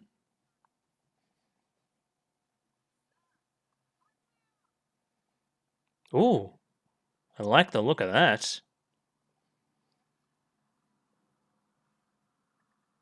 The colorless desire of a stage person. I feel like a lot of this is going over my head, but sure.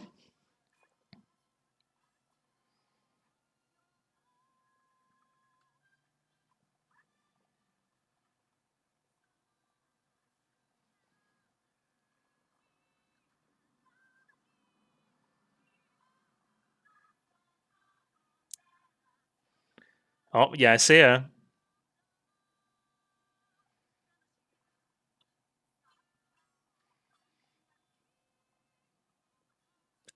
Yeah, I think the music is the thing that's impressing me the most.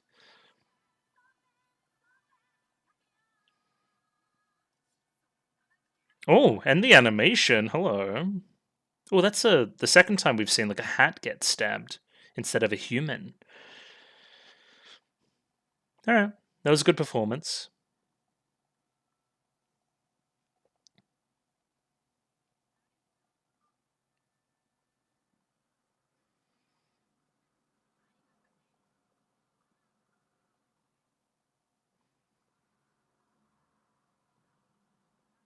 Mm-hmm.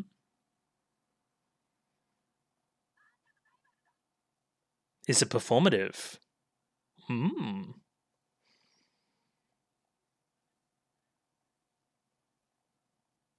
Tensei.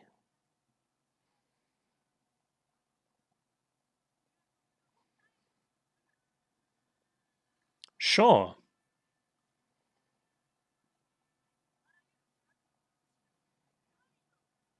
Okay. God versus devil?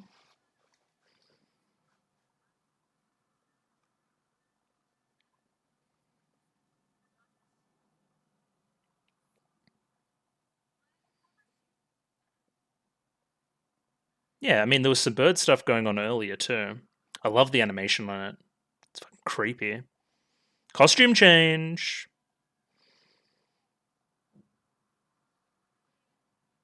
Oh, the stairs. They're back.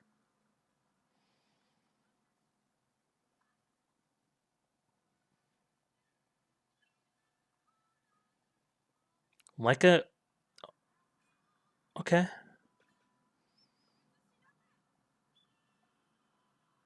Whoa! That looks awesome.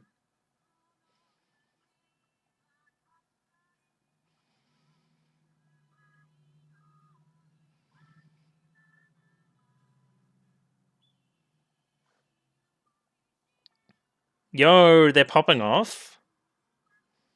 I want to pause all of these.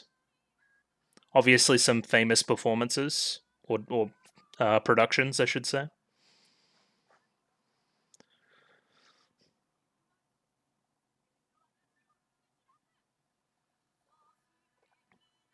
Great. Perfect. Oh, Thingo, Rosa Fazai, right? Cleopatra?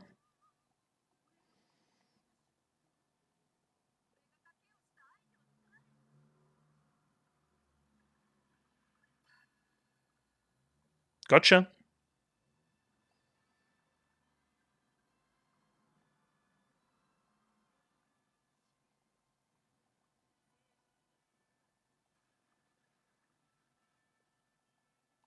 And for devils? Huh. Alright, now go give her a cuddle. Yo! Cock-blocked? Another devilish trick.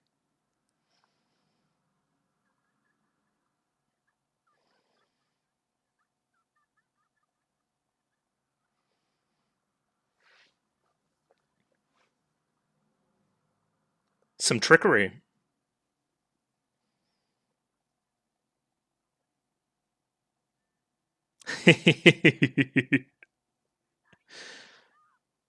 Oh, she hates it.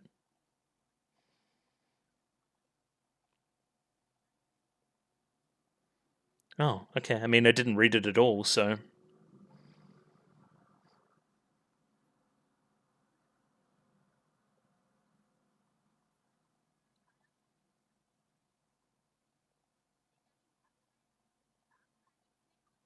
Yep.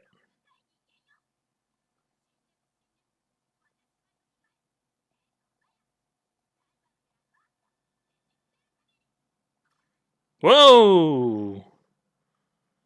Seppuku. Alright. Teleports behind you. I'm even higher on the stairs.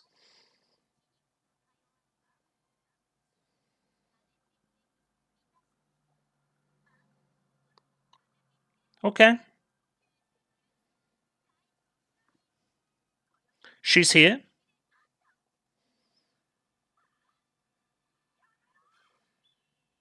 Alright, I destroyed your vessel. Now what?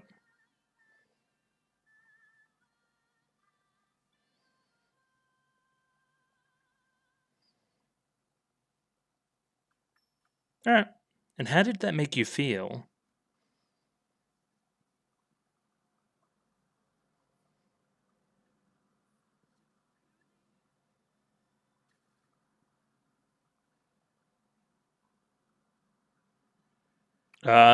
What is happening? Yo! Revue of the soul, beautiful person, or perhaps it is? Zare Goto, again. Well, that looked great. Alright, let's fight. I'm like high above the abyss. Oh, what is this castle, this like playground?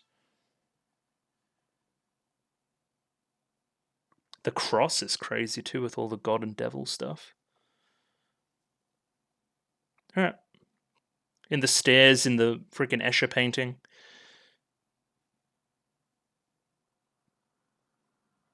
Alright, what are we doing? Got a big old fun arena to fight in.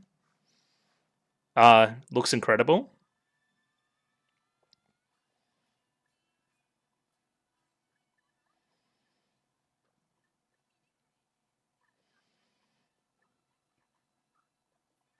They're like actually themselves now and not performing.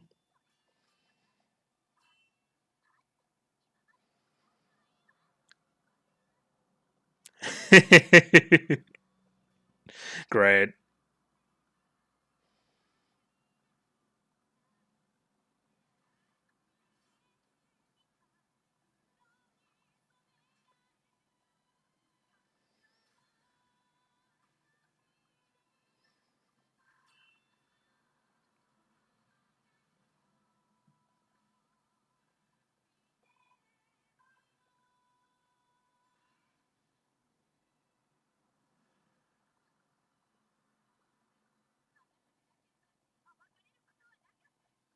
Exposed. Mm-hmm.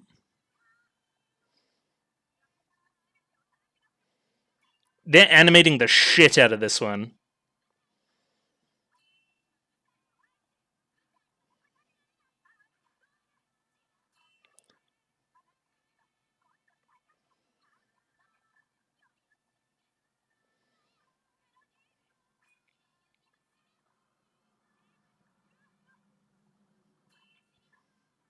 Yeah. Now smooch.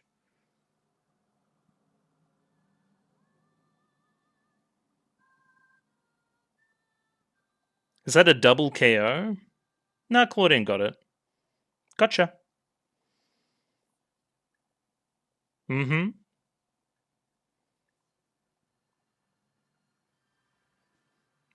Yo, the burning cross is crazy though.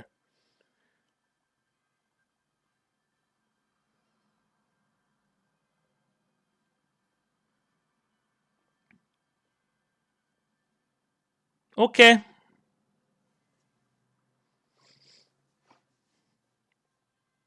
That's melting. Yo. That was fucking awesome. Like, and I still get the feeling they're saving best for last, which is kind of crazy.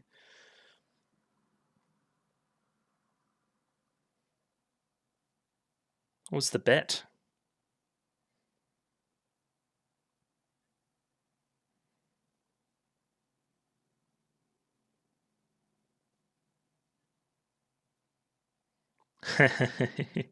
There's still more. Life continues, huh?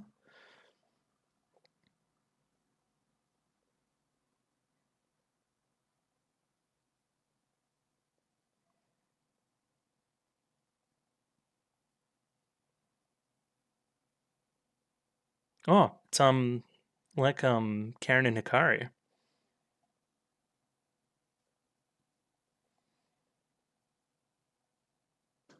Okay, sure.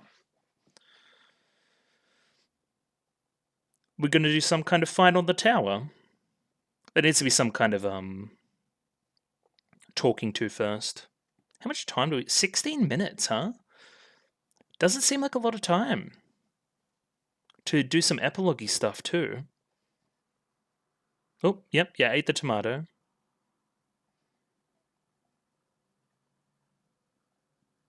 It's been a long time coming in the movie.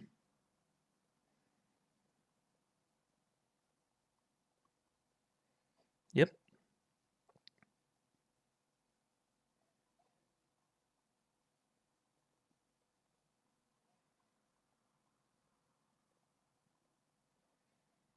Don Don. Oh, the letter in the background, of course.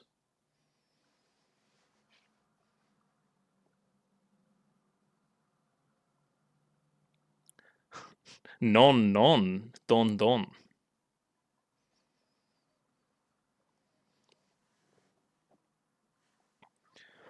All right, let's strap it in. What are we doing? Got to eat that tomato. Turn around, please.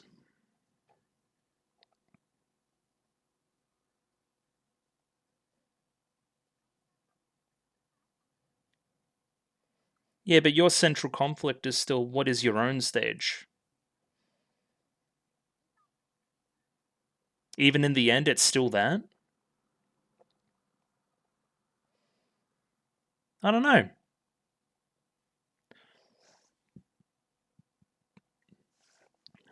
Are they your lines or what you really think?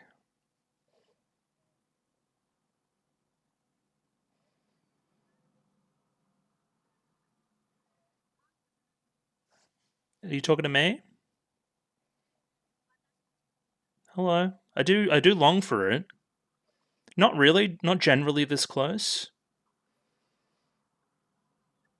I have no concept of the lights. No clue.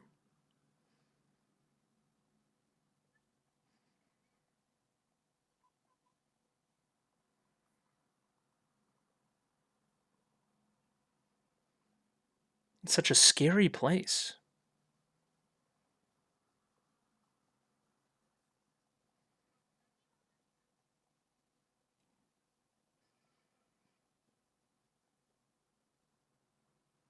Huh. Yeah, this is very meta, isn't it?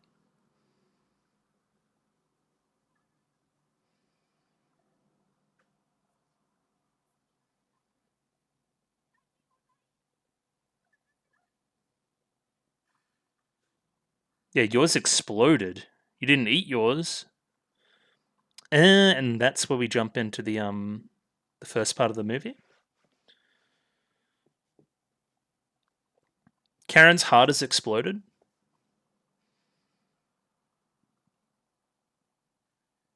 She's a dead stage girl. Please send help.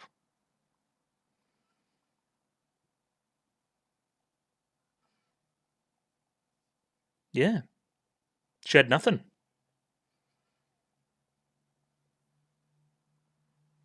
I don't feel like it is.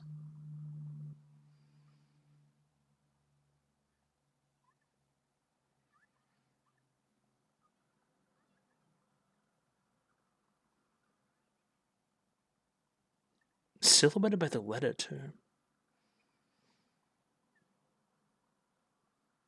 Okay, I'm the audience and I will them for them to be okay. So please heed my warning, please.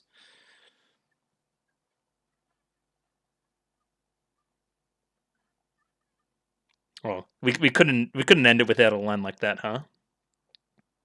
Alright. Yeah. I like this redone visual for the for Starlight as well. No, but then I looked over. Or hand holding even.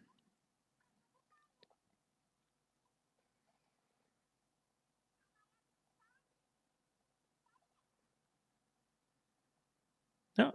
Oh, I saw that shot earlier too. Well, how are you going to bring her back to life?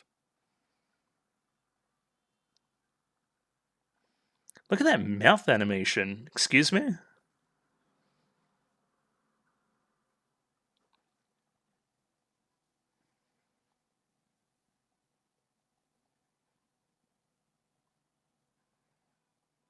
Hmm.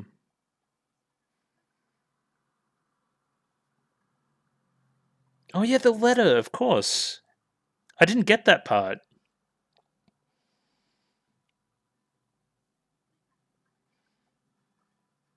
Okay.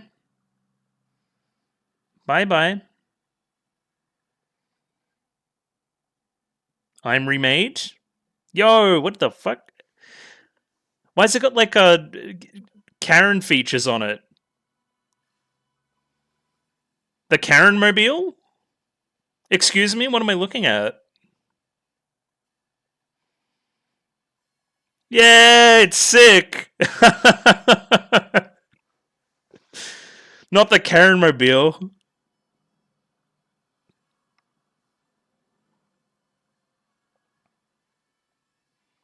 Okay.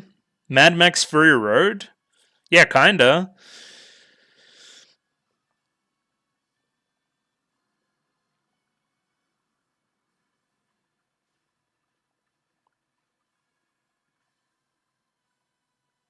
Yeah, that's a lot like Fury Road, huh?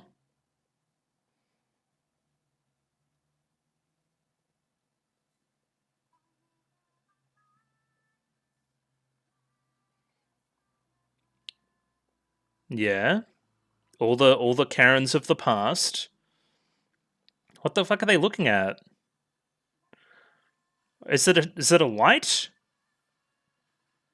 Oh, it's a okay. Are they gonna get melted? Not the Game Boy. Alright. We made it through. Kind of. It's like a ramp. It's sick.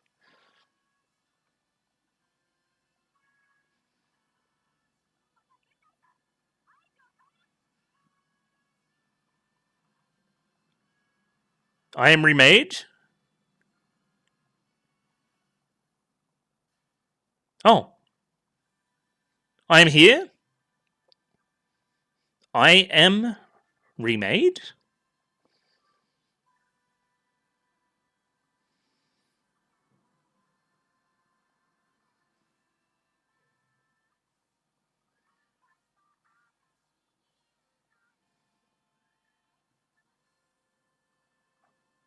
Oh. I'll be reborn as myself. There's something of a fate. Yeah, we know. Station to station, baby.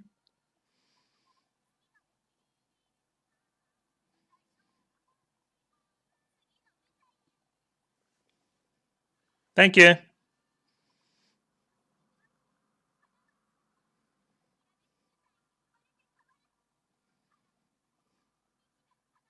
Yeah.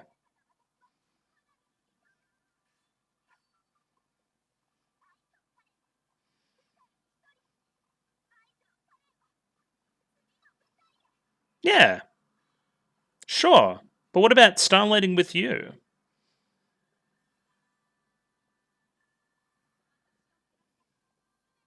Oh, great. That's like upgraded from the TV anime, like the lighting there.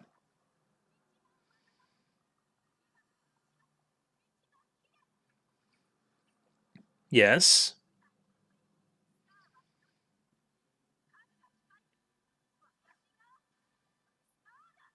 Yes.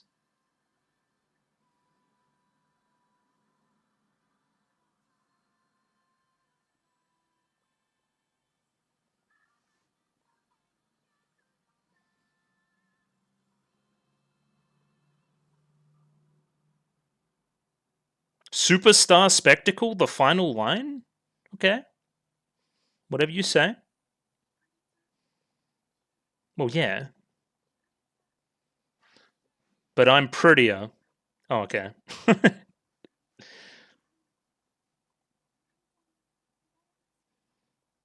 What is this like floating through the air?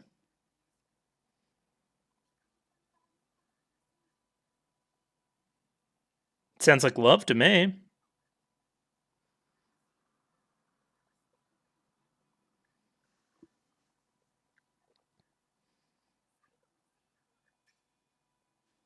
What is the final line?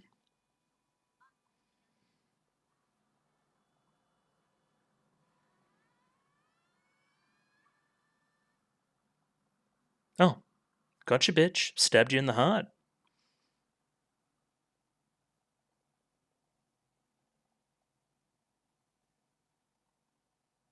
I mean, get a room.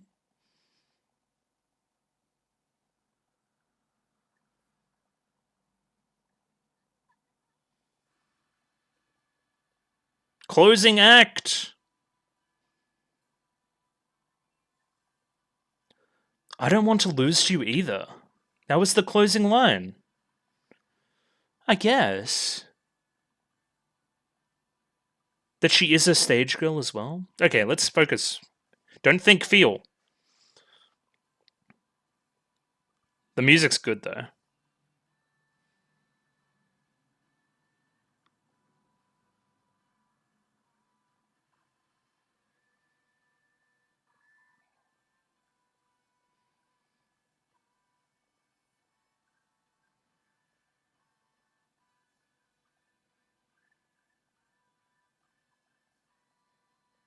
Oh, okay, that's cool. Like a giant position zero with Tokyo Tower.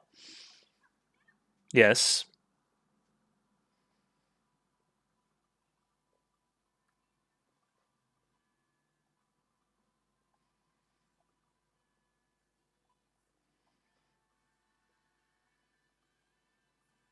Oh, we're all here. Hello.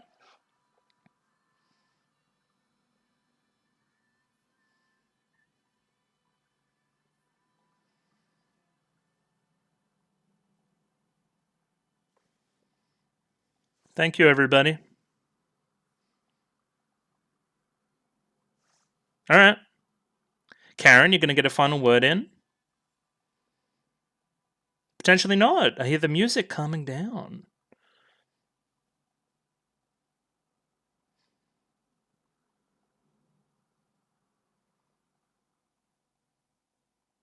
I'm imagining this is all very similar to the start of the movie. It's like an actual desert, no, not like the pink desert.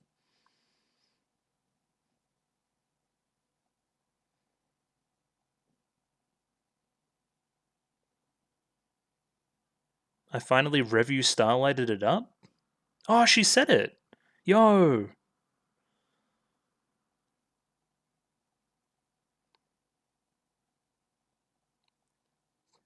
The tea.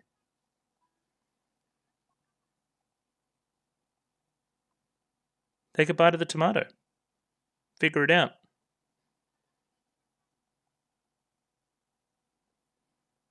Yeah. There is no end. Just because you're empty right now doesn't mean you need to be empty in the future. Thank you. Is that it? Wow. Think so. Yeah. I mean, 3-minute ending credits seems good. I'm not going to spend this time talking. I will read. Go forth without fear. Yeah, I mean, oh, okay, great.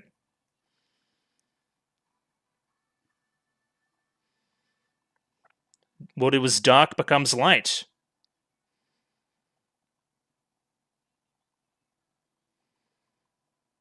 I've untied my ribbon.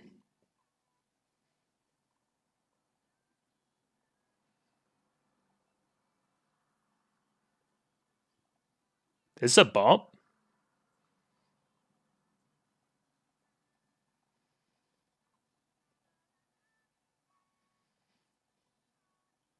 Don't tell Futaba that you crashed the bike. Oh, okay, yeah, this is all joined new first theatre good. What about you? What did you do? Stay tuned for our first play. Okay.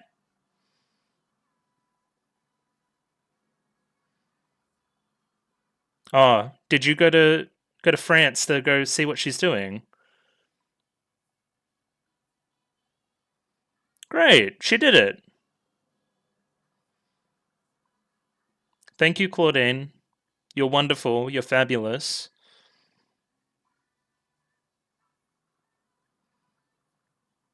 Okay, studying abroad at New York Drama. All right, she went to the US. Okay, go off.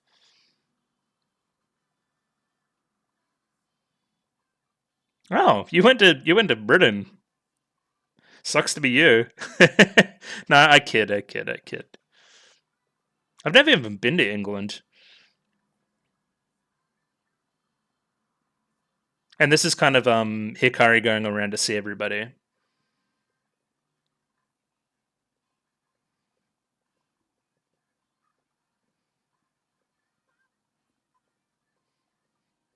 Get out.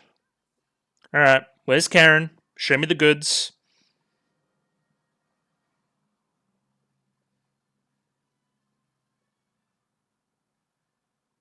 Oh, was that text message like?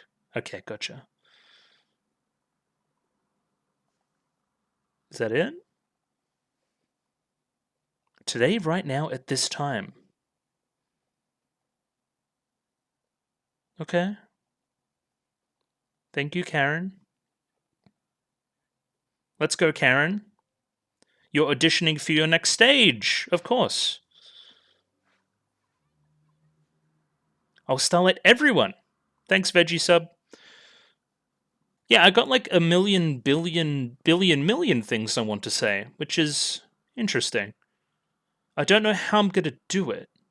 I don't know how I'm going to say it all. It's pretty all-encompassing. It's intimidating, isn't it? A little bit. I think I just need to let some things go.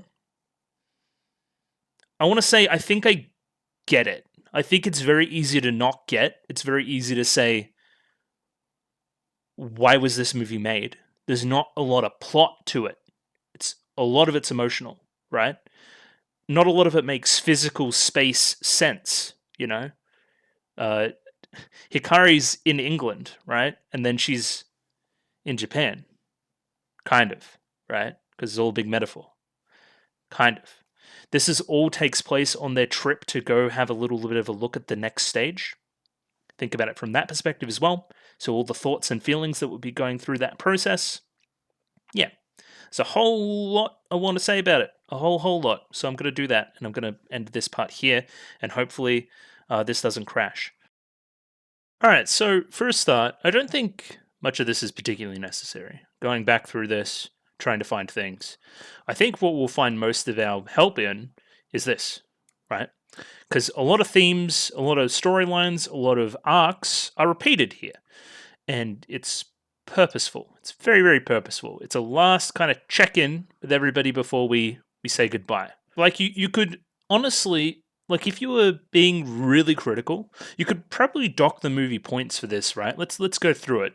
So Hikari is concerned about Karen, and Karen is concerned about Hikari for various reasons. Hikari is mostly revolving around being afraid, not living up to expectation of somebody like a Karen, running away for those various reasons. She's concerned with the macro, as well as the micro, actually. She's concerned with a lot of stuff, and which Karen seemingly isn't concerned about, and that's where a lot of the kind of stress there comes from. Karen, on the other hand, is concerned about kind of that Starlight with you situation not being reciprocated. And we get a kind of a new thing for Karen here about, like, what am I beyond my relation to Hikari, right? What am I beyond that? So that's something new. We'll give them points. But let me go through the rest of the cast so I can say my point. Kariko, very similar theming about running away to her stuff from the TV anime, as well as how Futaba plays into that, and they come to a very similar conclusion. IMO. We have Mahiru, who is broadly kind of jealous of Hikari, but then turns off the scary and is actually quite supportive in the end, which, again, broadly pretty similar. There's a few differences, like actually fighting Hikari instead of fighting Karen. We have Banana, concerned with somebody changing, somebody close to her in Juna, concerned that this isn't my Juna, concerned about her deviating from her growing even, right? I like her right now. It's scary that this change is happening. Juna concerned about not being good enough, about having a bit of an inferiority complex compared to the likes of, say, a Tendo Maya, or even a Banana. And how does that play into everything? I need to find something of my own. I can't just say these cliche quotes, these pick-me-ups, that kind of thing, right? And get away with it anymore, right? I need to actually forge my own path, make my own path. I can't study this path. I need to make it myself. We have Claudine and Maya, who were just gay as hell. Their performance was fantastic. But yeah, a lot of that rivalry stuff coming back into it, of course. Pretty classic stuff, I would say. So yeah, like, on a base level, we're doing a lot of the same things again. And that's been built up with these kind of corpses, right? Of like, that was one stage. A train goes from station to station. What's after happily ever after for these stage girls, right? And we come to our conclusion in the end that it's just another stage. Life goes on. That's a big theme here, right? And of course, it ties into a lot of the graduation iconography and theming that goes into a lot of the movie as well, right? It's a graduation movie in a lot of ways. It's a coming of age story in a lot of ways. It's understanding that potentially this high school experience hasn't been the be all end all. What do I do post high school? What do I do post this immense rivalry that we had, right? How do I justify that? And again, instead of relying on concrete plot, contrivance, obstacles for the characters to overcome, it's entirely Revue based, it's entirely metaphorical, and it's entirely fucking awesome. Yeah, I loved this movie. I thought it was great. Normally, I'm a bit of a get up for a second, stretch my legs, do all that kind of thing, but I was enraptured. Got a little bit restless towards the end, I'll say that. But yeah, enraptured with it. I thought the music in particular was the standout here, with these sweeping multi-section pieces for the revues, instead of, like, I'm thinking back to episode 10 of the TV anime, where it was just kind of one song, right, that didn't really deviate or anything like that. It was a little bit generic. Nah, these are almost needed to be consumed with the piece of media that it's accompanied with, or if not, it's only going to remind you of it, which is fantastic. So yeah, again, this is the central conceit of the entire show, basically, these two lines. Rivalry, competition, zero-sum game, how does this impact high school friendships? We're gonna put that in inverted commas, actually, because they are very gay. So this is less about making it all the way to the top. It's less about achieving that kind of pinnacle, that tiara. It's more about even stuff like Juna here, seizing her own star. It's about all the characters seizing their own star in a lot of ways, right? It's like a visual representation, because it initiates when they're kind of going on this field trip kind of thing, checking out, I think it's like the National Theatre Troupe or whatever the hell.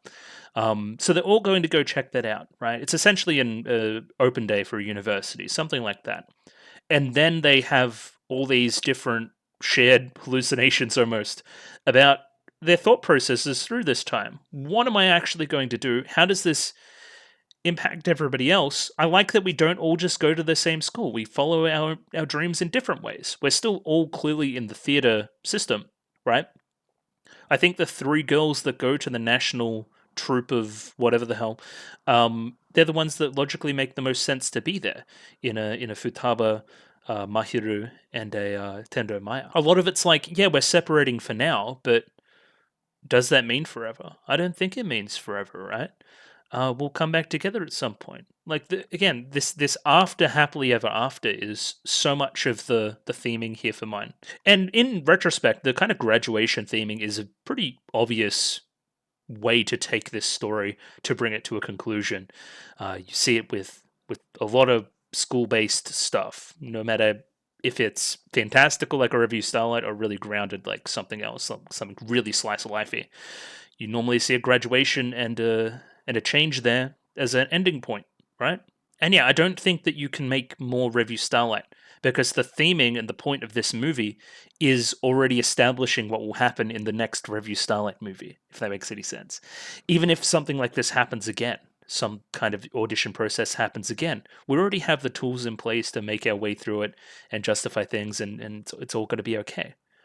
So yeah, I really liked it. The only really minor criticism I would have is that we don't really get much Karen Hikari at the very end. They kind of pace it strangely for mine, where that should have been a bigger set piece. That should have been a bigger blowout, but it wasn't really IMO.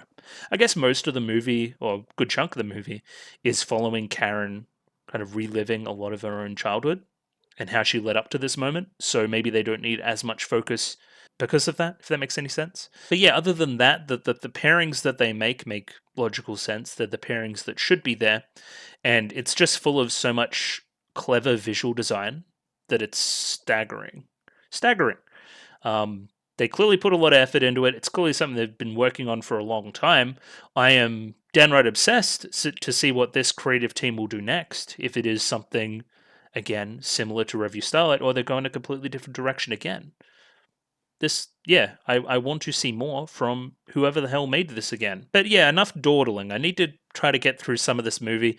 I think what I'm going to do with the songs is I'm going to read them or get the lyrics up from Google or something like that and give some overall points from that perspective. I don't think there's much worth in me reading out the lyrics to every single song. I think that's just going to mean I'm going to be here for ages. But yeah, other than that, I'm probably just going to watch the movie on 2x speed and pause when I have particular stuff to talk about. I don't really know where I'm going to put this, but these are kind of my, I guess, extra thoughts the next day when I'm editing. So I've rewatched the Rondo stuff, and I see a pretty clear connection there. But upon rewatching it, I also figured out some part of the grander metaphor about graduation and moving on, and that side of it that was very obvious that I didn't understand before. Why is it called an audition? Why is it an audition process? It's because it's practice. Where we're practicing, right? Where when you graduate, you're quite literally auditioning for wherever else you're going to go in the future.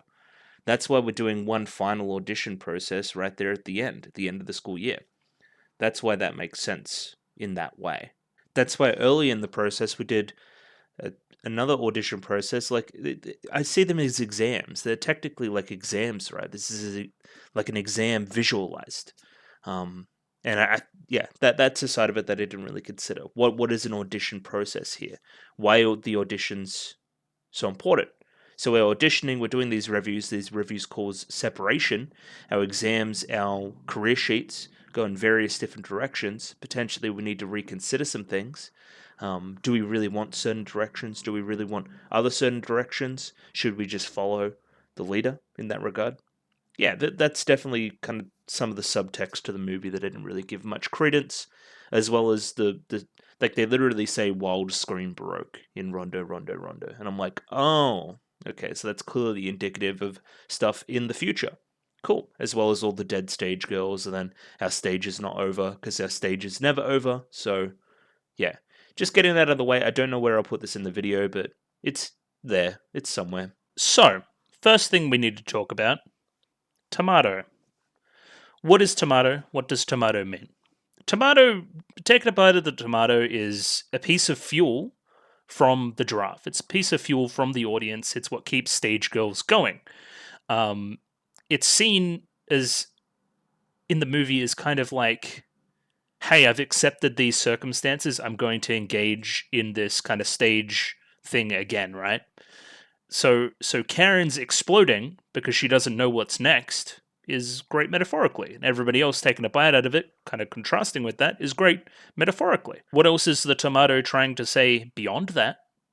Unsure for sure, but I mean, it works. I think kind of from the draft that's all the vegetables into tomato, into eating tomato, being engaging in the process again, into Karen's exploding because she doesn't want this or doesn't understand what's next or any of that kind of stuff. There it is, exploded. So yeah, this is kind of like a skip ahead to the end of the movie almost. We see that explode in her own mind and she's fallen to the ground. Hikari kind of here saying that we can't be together, which is kind of true. It's less we can't be together, it's more you need to find out what it is beyond me that you have and understand where your own passion comes from, which is a lot of the flashbacks as well, rather than the ending that we had to the TV anime, right? Like, they're obviously still friends and close at the end, right? They're still texting, they haven't completely separated. But we have Karen essentially forging her own path. What is beyond Starlight with you? This movie is the process of figuring that out. I like the draft running in here as well, almost like an audience member late to the theater to see the movie. Yeah, microcosm of the movie. We got to Starlight together, but then what comes after that? A large portion of the movie is also about a stage transcending a stage. It's transcending the theater, it's transcending the underground theater, it's bleeding out into the real world. That's why we get randomly kind of spirited away in that train tunnel. The stage metaphor is greater than stage, you know? It means a stage is passion. What is next for your passion? What is next for you in what you're doing? I should just broadly say the movie looks fucking fantastic. It looks terrific. The use of CG in some of these shots, the big sweeping, expensive shots, they did not skimp on the movie quality we expect from something like this. It is good. It is broadly good, so I don't talk about every single time it's broadly good, because, like, look at some of this stuff, man. Like, we look like fucking Evangelion right now. Yeah, a lot of stuff from the end of the movie here. The position zeros flying out everywhere. What is beyond this? We don't know. Again, the old us are dead, right? That's what a lot of the imagery, even from Rondo Rondo Rondo, was about as well. The old us are dead. What is next? How are we reborn? What stage are we reborn on? Karen is going to stay dead until she understands that to be a stage girl is to continue. Great metaphor here, kind of the remnants of Tokyo Tower melding out into some train tracks, where trains are going to be a massive metaphor for this movie. We even hear the train approaching right now. Of course, we see it a billion million times. A train goes on to its next station kind of without fail. What does a stage girl do? Is she just a train? Is she just a machine going on to the next thing? Or is that process exciting? Is that birth, life, death, rebirth? Is it those kind of things? So the context broadly before this scene is that Hikari is away. She's returned to England for whatever reason. You need to step up into a bit more of a senior role. You're in high school. You're showing these new students around. Hikari also texted you the picture of when they were young and said, like, we're already on the stage. We're already here. Again, I don't know how many times I'm going to say that. Like, we're all building up to those same central themes that I've talked about a lot, so I'll try to move away from them, even if I see more evidence to support it. Do a lot of this, though, kind of the picture of the character and the kind of the slow zoom on the background, which I like a lot. Makes it feel very dynamic. We go through some career wishes questionnaires for each of the characters. I'll mention them when they're relevant. So Claudine, of course, is going to Theatre du Flame, which is in France. Mahiru, of course, going to the new National First Theatre Troupe. Kariko with only the one choice, which is very on brand. She will be named Senka Ryu, 12th Generation Head, Hanayagi Suisen. Comment. Sure. Whatever you say. I think I missed it during the ending credits. I'll just go there now. What does Thingo end up doing? Kariko. Ignore the screen bleed too. Oh, she is. She did exactly what she said she would, but she also took kind of the bike. Okay. I missed that. So you definitely went back to Kyoto. So there was a separation there for you and Kariko. Or not you and Kariko, you and Futaba. Interesting. Yeah, everybody kind of ends up doing what they said they would. And it's just the process of figuring all of that out within another construct of Revues. Interesting. Futaba, of course, going to the new National First Theatre Troupe as well. Interestingly enough, no, actually, Banana said she's going to the new National First Theatre Troupe acting group and the production group and ends up going to fucking Britain. Where did that come from? Oh, in the background here, we kind of see Amemiya struggling writing the script, which comes up later. That's interesting. I don't feel like I'm doing this justice. I feel like I'm skipping over so much because I need to get this done, which doesn't feel like a good method to do this, but I don't know how else to remind myself of stuff. It's weird. It's tough doing movies like this. Banana's very interesting, this movie as well, right? You could, like, where's all this angst coming from, right? I understand her desire to want to do the same thing again. That's been a lot of what she has going on. Like, she doesn't really understand what she has next either, so she's imparting that onto everybody else. Is that what we're getting at when she kind of initiates the first fight? That first wild something Baroque? I forget, wild something. Anyway, it'll come up. So then we have this little intermittent performance between Juna and Karen, where Juna is playing a character who's going away, who's leaving across the open seas potentially. So Juna ends up going to New York, which is interesting. And she initially went, my first choice isn't even to pursue creative arts anymore. Well, kind of. Not stage arts anyway.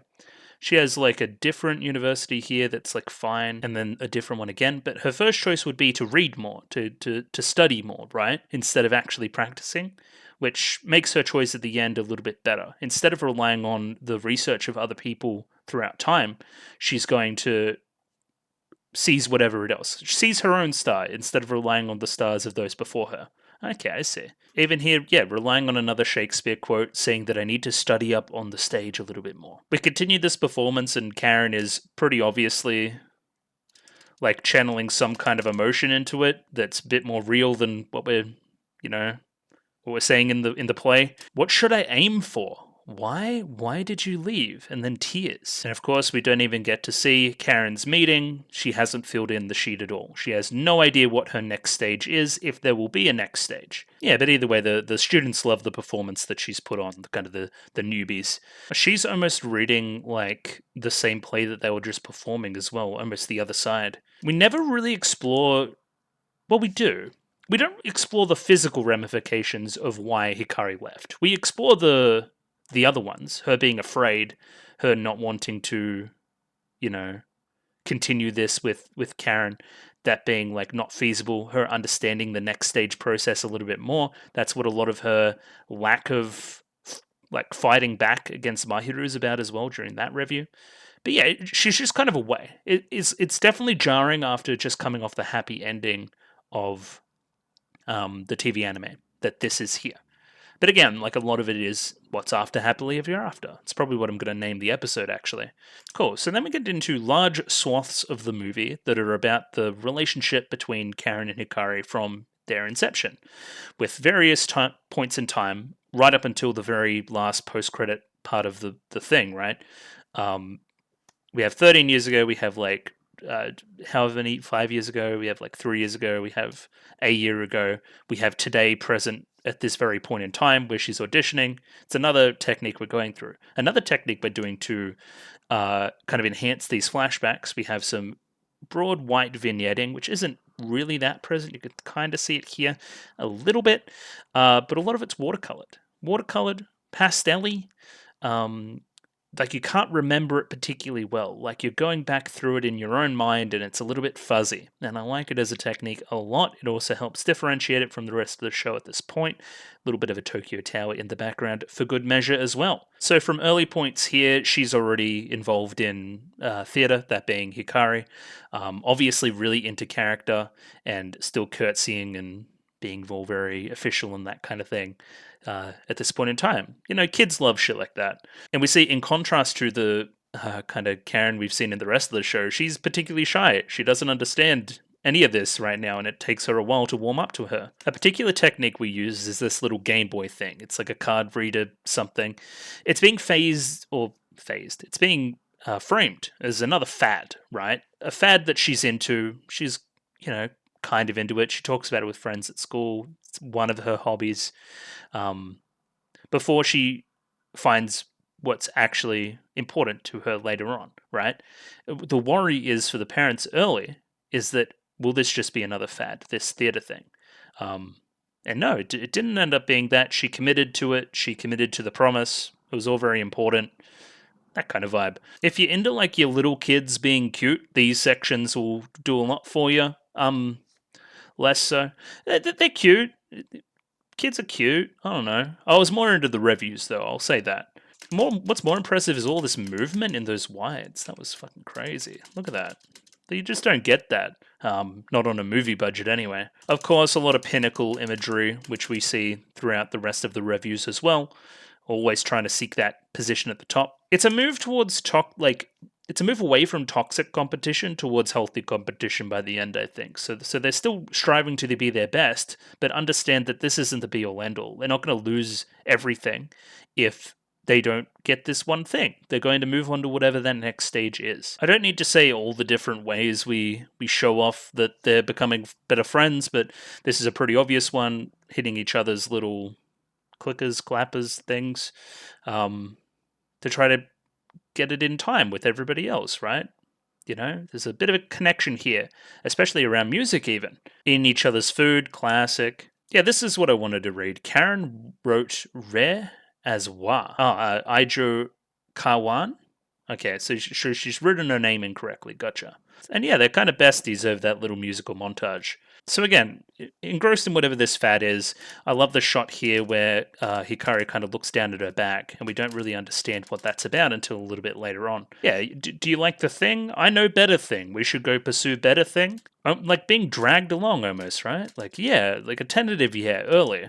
And then the letter that becomes such an important piece of imagery as we continue. Then we move on to this next scene, kind of everybody all gathered together, excited to go on whatever this kind of open day is at the new national whatever. Claudine's playing it pretty cool early, but like, oh, you guys are acting like freshmen, asking questions, boo. Alright, then we get into Kariko a little bit. Kariko's still really caught up on the want to be the top star, the Revue process, the thing that they've been doing over the course of the TV anime. She doesn't feel closure from that, right? Where everybody else supposedly does, but they don't really as well. There's still that lingering feeling. Maybe that's another thing that pulls them back into the process. Today's the 14th of May, which is the kind of anniversary of their Revue process beginning. The underground theatre, the auditions, that vibe. So of course it's natural for Kariko to be the character that is like this because she's a little bit spoilt and doesn't like losing. And yeah, like feels some amount of or lack of closure from this, It's still open. Yeah, I still don't really get Banana. Banana's crazy this movie. Like just that one line there, yeah. So yeah, now we're all on the train. This is funny too. Like these two have a very similar thingo. Yeah, I was saying that this guy was like Asian Steve Jobs. Either way, like we're all on the train. We're all heading towards the thing. Maya's chatting up a storm. There's some impending doom coming. So a lot of why Kariko is upset as well is that Futaba's going off and doing her own thing. She's not going to be like her little helper anymore. There's going to be a separation there. There's going to be some movement away. If you think about it, like all the different pairs kind of split up. Like Banana and Juna on different sides of the world. Claudine and Maya, different sides of the world. At least Futaba and Kariko are only like down the road. I mean, Kyoto and Tokyo are still pretty far away, but you know what I mean. This is what we mean graphic design we were talking about earlier as well, just a bunch of stuff with text on it that I could pause and read, but again, I'm really short on time. It sucks. It sucks. I wish I just had infinite time to sit here and talk about Revue Starlight. But yeah, as I should have said, or continue my point, Claudine is kind of the wedge between Kariko and Futaba, as it's kind of been the whole time. Like, there's some amount of jealousy there, which makes that confrontation in the laundry room earlier very interesting. So here we see Karen looking down at her phone, sees all this kind of giraffe bullshit. There's, again, this sense of impending doom to everything going on, and we're about to jump into it. Yeah, this is the line, the wild screen Baroque. It's almost like widescreen, wild screen. There's something about it. The train will go to its next station without fail. Then what about the stage? What about all of you? What's next? What are we doing? That kind of thing. I've talked about this. Hoshimi-san, Group 2 and 3 are both here. Tendo and the others still haven't arrived? So everybody hasn't arrived? Yeah, this is what confused me. I saw this in the moment and I was like, huh, what's going on? But yeah, this is when they get kind of spirited away. Yeah, but Karako will be excited there's some other new audition process opportunity here. Yeah, then we get a crazy train stage transformation that fucking looks epic. Everybody's all costumed up, new position 0, Banana's gone crazy, new song. A lot of her dialogue here is just repeating like lines, which is interesting too. Like Banana's steadfast in her. Again, she's almost like this guide role from the previous year's Starlight as well, the 100th. That she's still like part of the draft's little plan thing. She has a deeper understanding of what's going on than everybody else at most points in the show. Yeah, widescreen Baroque, the Revue of Annihilation, and she definitely annihilates. I guess this is the process of the girls dying before they are reborn through their own personal stages throughout the rest of the movie. I think this is probably the best way to do a lot of this stuff, is just like this and get the lyrics up like this. It's way easier to read like this, and I can actually focus on the rest of the fight without reading lines of dialogue. Yeah, when your life ends, what next? Where will you go? What happened to your brilliance? This is boring. Is this all you got? Have we kind of lulled into a false sense of security here a little bit? You're all bark and no bite. Nothing can serve as an excuse for running away. Nothing. We're running away. Are we running away from the process, from the competition here? Or are we just finding a next stage? That's what I think we're doing. Even if you step off it, you're on the stage. You can't get by with nothing but words. Don't you know that? Come on, give it your all. La la la la. It's nature's providence. If one were to become another's flesh and blood, giving up their life, unliving, living, unliving, wanting to live. Yeah, I mean, true. Yeah, a lot of this just goes into a pretty fabulously animated sequence where we're basically just, it's a group fight. We're all fighting. This is the introduction that we're going back into the audition process. This is not an audition. This isn't an audition. This is real life. The stage is real life. I'm like murdering you. That's why we get that kind of fake out with them dying, right? This is no longer the audition. This is the real thing. This is real life. I love how like callous she is in cutting Junas there too. Pretty good. Musically, it's almost like this Eastern tinged piece going on, kind of sort of. It's in a lot of the instrumentation as we continue as well, which is an interesting choice, a little bit more world music-y. Somehow it feels like I just drank some strong alcohol is the line here that she continuously repeats. I'm not really sure what we're turning this into, but it eventually turns into like a big old bloody showcase, right? Where people think they're dying. People think that there's big cuts everywhere. People think that they're bleeding out. It's all tomato juice. I think that's the implication anyway. They say it's sweet. Yeah, this is meant to be like a fake out, right? It's meant to be like, oh my god, Bananas just killed everybody. But it's a metaphorical killing. It's so that you can be reborn. I am remade. Remember? We saw that like a billion million times at the end. Even Banana there. What's next to the next station? Us, we're already dead. Again, someone a lot smarter than me could talk about this being a, classic hero's journey, literary illusion, mumbo jumbo something. But I'm not quite there. I'm not quite there at the moment. We'll go back to Karen's little kindergarten journey. She's looking at the little flyer, unsure of whether to make it to this performance or not. And I think this is just like cool auntie. Hello, cool auntie. She's like, through this journey, pretty supportive, but also a little bit flippant right now. Like, oh, just before she was asking me to buy cards for this thing. Now she's doing something else. What do you mean kids can have two things that they can do? Of course they can. It's good, when they're very young, to get them a little bit of a taste of everything. See what they like. Let them build their own likes and dislikes. It's cool. I like that we don't really see a lot of this process played out. I mean, we've seen a lot of it in the TV anime. We just kind of get this red light shining through the door. Like, this is a big moment for you. This is a turning point. And this is the visual representation we're using for the movie for the same thing that we've seen before. I did like the shot where it was like one in the crowd, one on the stage, one in the crowd, one on the stage. I thought that was pretty good. We have this moment here playing out as well, which turns out to be very significant for Hikari, right? This is significant for her development. She was unsure about. She was looking at the stage. She was looking at those performers perform. She was like, "Can we actually do this? Is this attainable?" Karen holding my hand, saying, "Let's go do it." Then her eyes open on stage. This was when she was born as well, one of the moments anyway, as a stage girl, being pulled along by Karen. Pretty perfect stuff. Even though at some point there may be a departure, these origins are still very important. It doesn't mean we can't, come back together at one point as well. This is where we see this picture too, very, very cute. So Banana's still like bitter about the events of the anime as well, which is funny. Again, Karen wasn't really in that fight with the rest of them. She hasn't really engaged with the moving on part of it yet. She didn't fill out that career form, She can't be together with them yet until she figures out what it is she wants to do, which is what she goes through in the movie. So we're also talking about Banana, like making all these sweets and stuff as fuel, almost fueling the stage girls in the same way we're doing the food metaphor into fueling the stage girls later on. Like, I gave her intrinsic motivation through what I did as well. Again, still bitter about the whole Hikari Karen situation from the TV anime.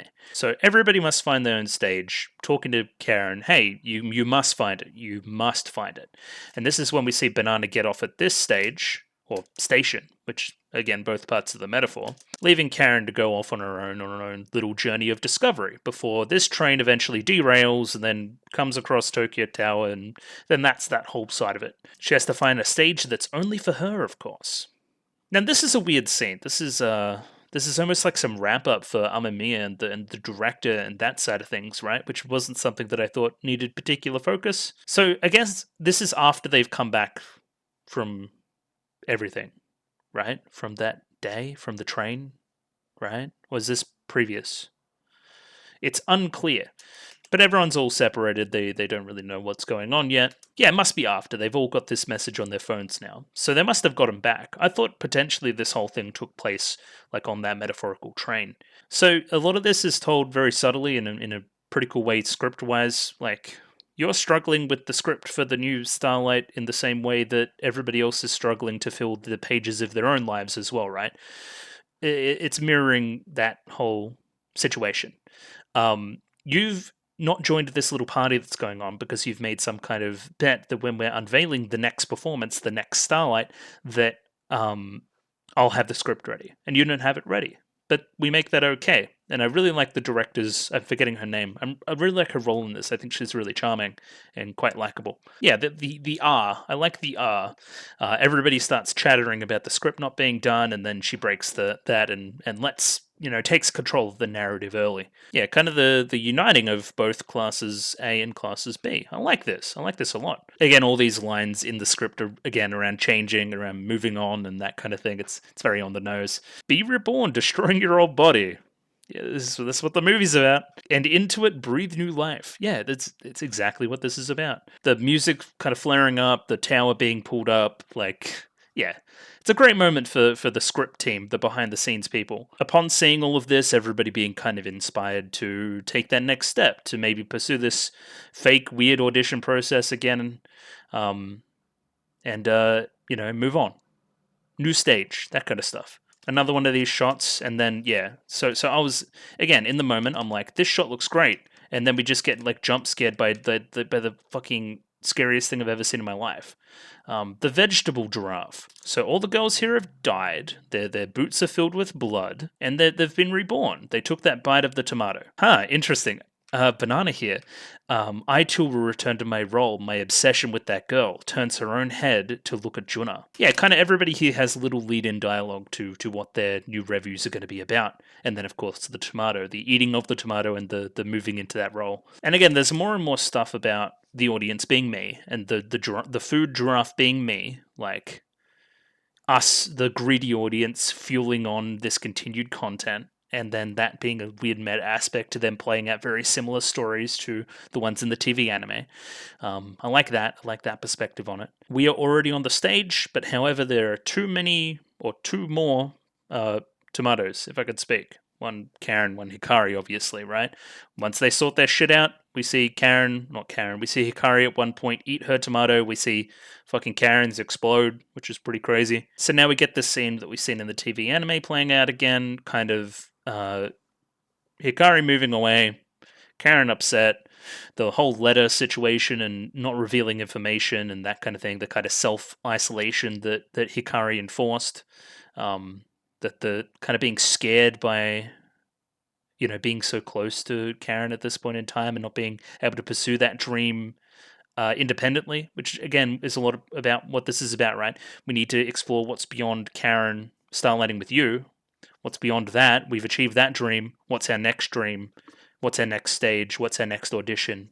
All that kind of jazz. Yeah, at the very top of the tower, we see two stars. We see these two, some kind of fated connection to rejoin again. And I think we knew about this before. They traded the little hair clips, which is interesting. I must have knew that before, but I remembered it now. So originally you had the crown, and then originally you had the stars, and then we traded. It's gay. It's cool. So yeah, we receive a letter from Karen's mother from London. We're gonna read it together. No, I can't get any correspondence. I need to isolate myself. I can't see anything else on the outside other than this dream that we have. It's fate, so I won't look and I won't listen. But because of that, my train car crashes, right? Like at the end of this path, because I've not listened to anything else, I've hyper focused on whatever the hell this fate thing is. Now that I've achieved it, what next? And I'm loving the metaphorical and kind of imagery decisions that we're using to get this across. The crash train at the base of the Tokyo Tower again. So we get Hikari introduced to the process as well, being in the kind of London Underground. My appearance should be over. Wild screen Baroque. It's like, I don't know what that means, man. So yeah, with the promise of Karen, she gets on that train. She follows along. We see this tomato. This tomato is smashed at one point. This was interesting as well, kind of, again, using this external motivation from Hikari. She's become quite a good actress. You see that early on, right? She's obviously the star here in middle school. Yeah, this is when the auntie gets wind of her little weird process with Hikari, that she can't communicate with Hikari and needs to do this on her own and is really isolated and determined because of it. She doesn't really understand. She's like, I could just like contact her right now if you wanted to. But it also puts the idea in Karen's head that she can be contacted, especially through a smartphone. So once she gets that smartphone, she's like, well, I can just search for Hikari and see what she's doing, right? Again, like I can't even look at this picture of her, and gets that accidental glimpse at one point as well. Yeah, like the temptation to look her up from the auntie. Interesting, because that comes back later. And then again, the auntie hitting the nail on the head. Whether like you're scared, you're clearly scared whether Hikari-chan is this into it as you are, right? That's why you don't want to look. That's a huge part of why you want to believe in this fate. You don't want to believe that she's moved on to something else. And the crazy part is the similar thing is happening over in London because, like, well, again, Hikari has all the information. She gets letters from Thingo every day, but it's more of a test of her faith.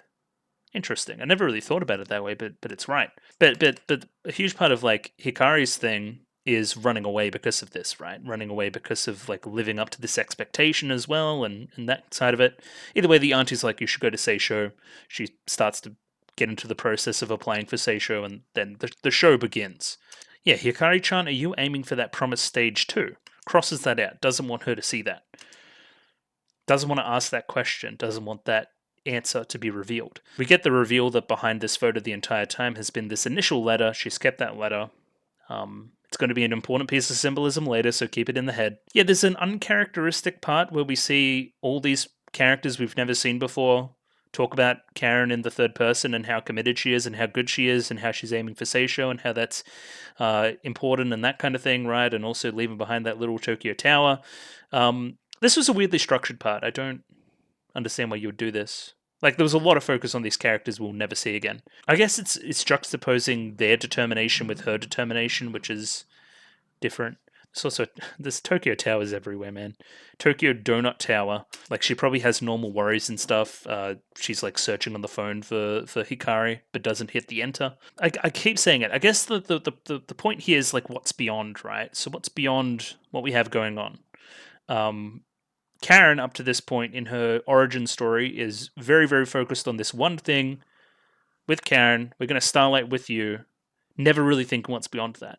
And I think this movie's the process of figuring that out. Even if it's a simple answer, even considering that answer is important. And we're finally in the wild screen Baroque. 55 minutes into the movie? The rest of the movie is essentially just reviews. Very, very cool. And they're awesome. They're clearly the highlight of the movie. It's hard to believe there was 55 minutes before we even got one of them. And the rest of the movie being them is a fantastic choice. Like they make up for the lack of music in the first bit in spades. So yeah, broadly, this is a metaphor about Kariko being disappointed in Claude getting between her and Kariko. And it being like a gambling thing, and there's like a classic Japanese kind of vibe to it with the Oni masks, and then it turns into a bit of a Yakuza thing with the trucks, I believe. Yeah, really, really interesting visually. I don't want to understate that part of it. Yeah, moving through various musical styles. This is very obviously like theatrical. Yeah, it's fucking awesome though. Like casting Futaba as like a Yakuza chick is just it's classic. That's great. And then Kariko is kind of this classic, you know, traditional Japanese stuff has been her kind of vibe. But like revealing it, got like the tattoos, and then we changed costumes, and that kind of extended metaphor about the flower petals and that kind of stuff as well. So this is almost like a replay of their story from the TV anime. Like Kariko's upset with Futaba because Futaba doesn't want to just follow her around and do all that shit anymore, and then Futaba's off doing her own journey, but then like she was the inspiration for me to begin this journey, so there's that side of it. I don't want to undersell it because it's definitely progressing that relationship, but I don't think I need to go into all the details about the dialogue piece by piece. I should get up these lyrics though. I'll get the lyrics up in a moment actually. First I want to talk about this visually. This is very gay. Her in the suit, her not in the suit. That kind of vibe. We see that again later on, which is cool. Maybe that's a little reflection between these two pairs as well. Yeah, this is obviously referential. I don't really know the reference, but it definitely fits with the vibe of the song and the tone and that kind of thing. Definitely these sweeping parts to the musical situation.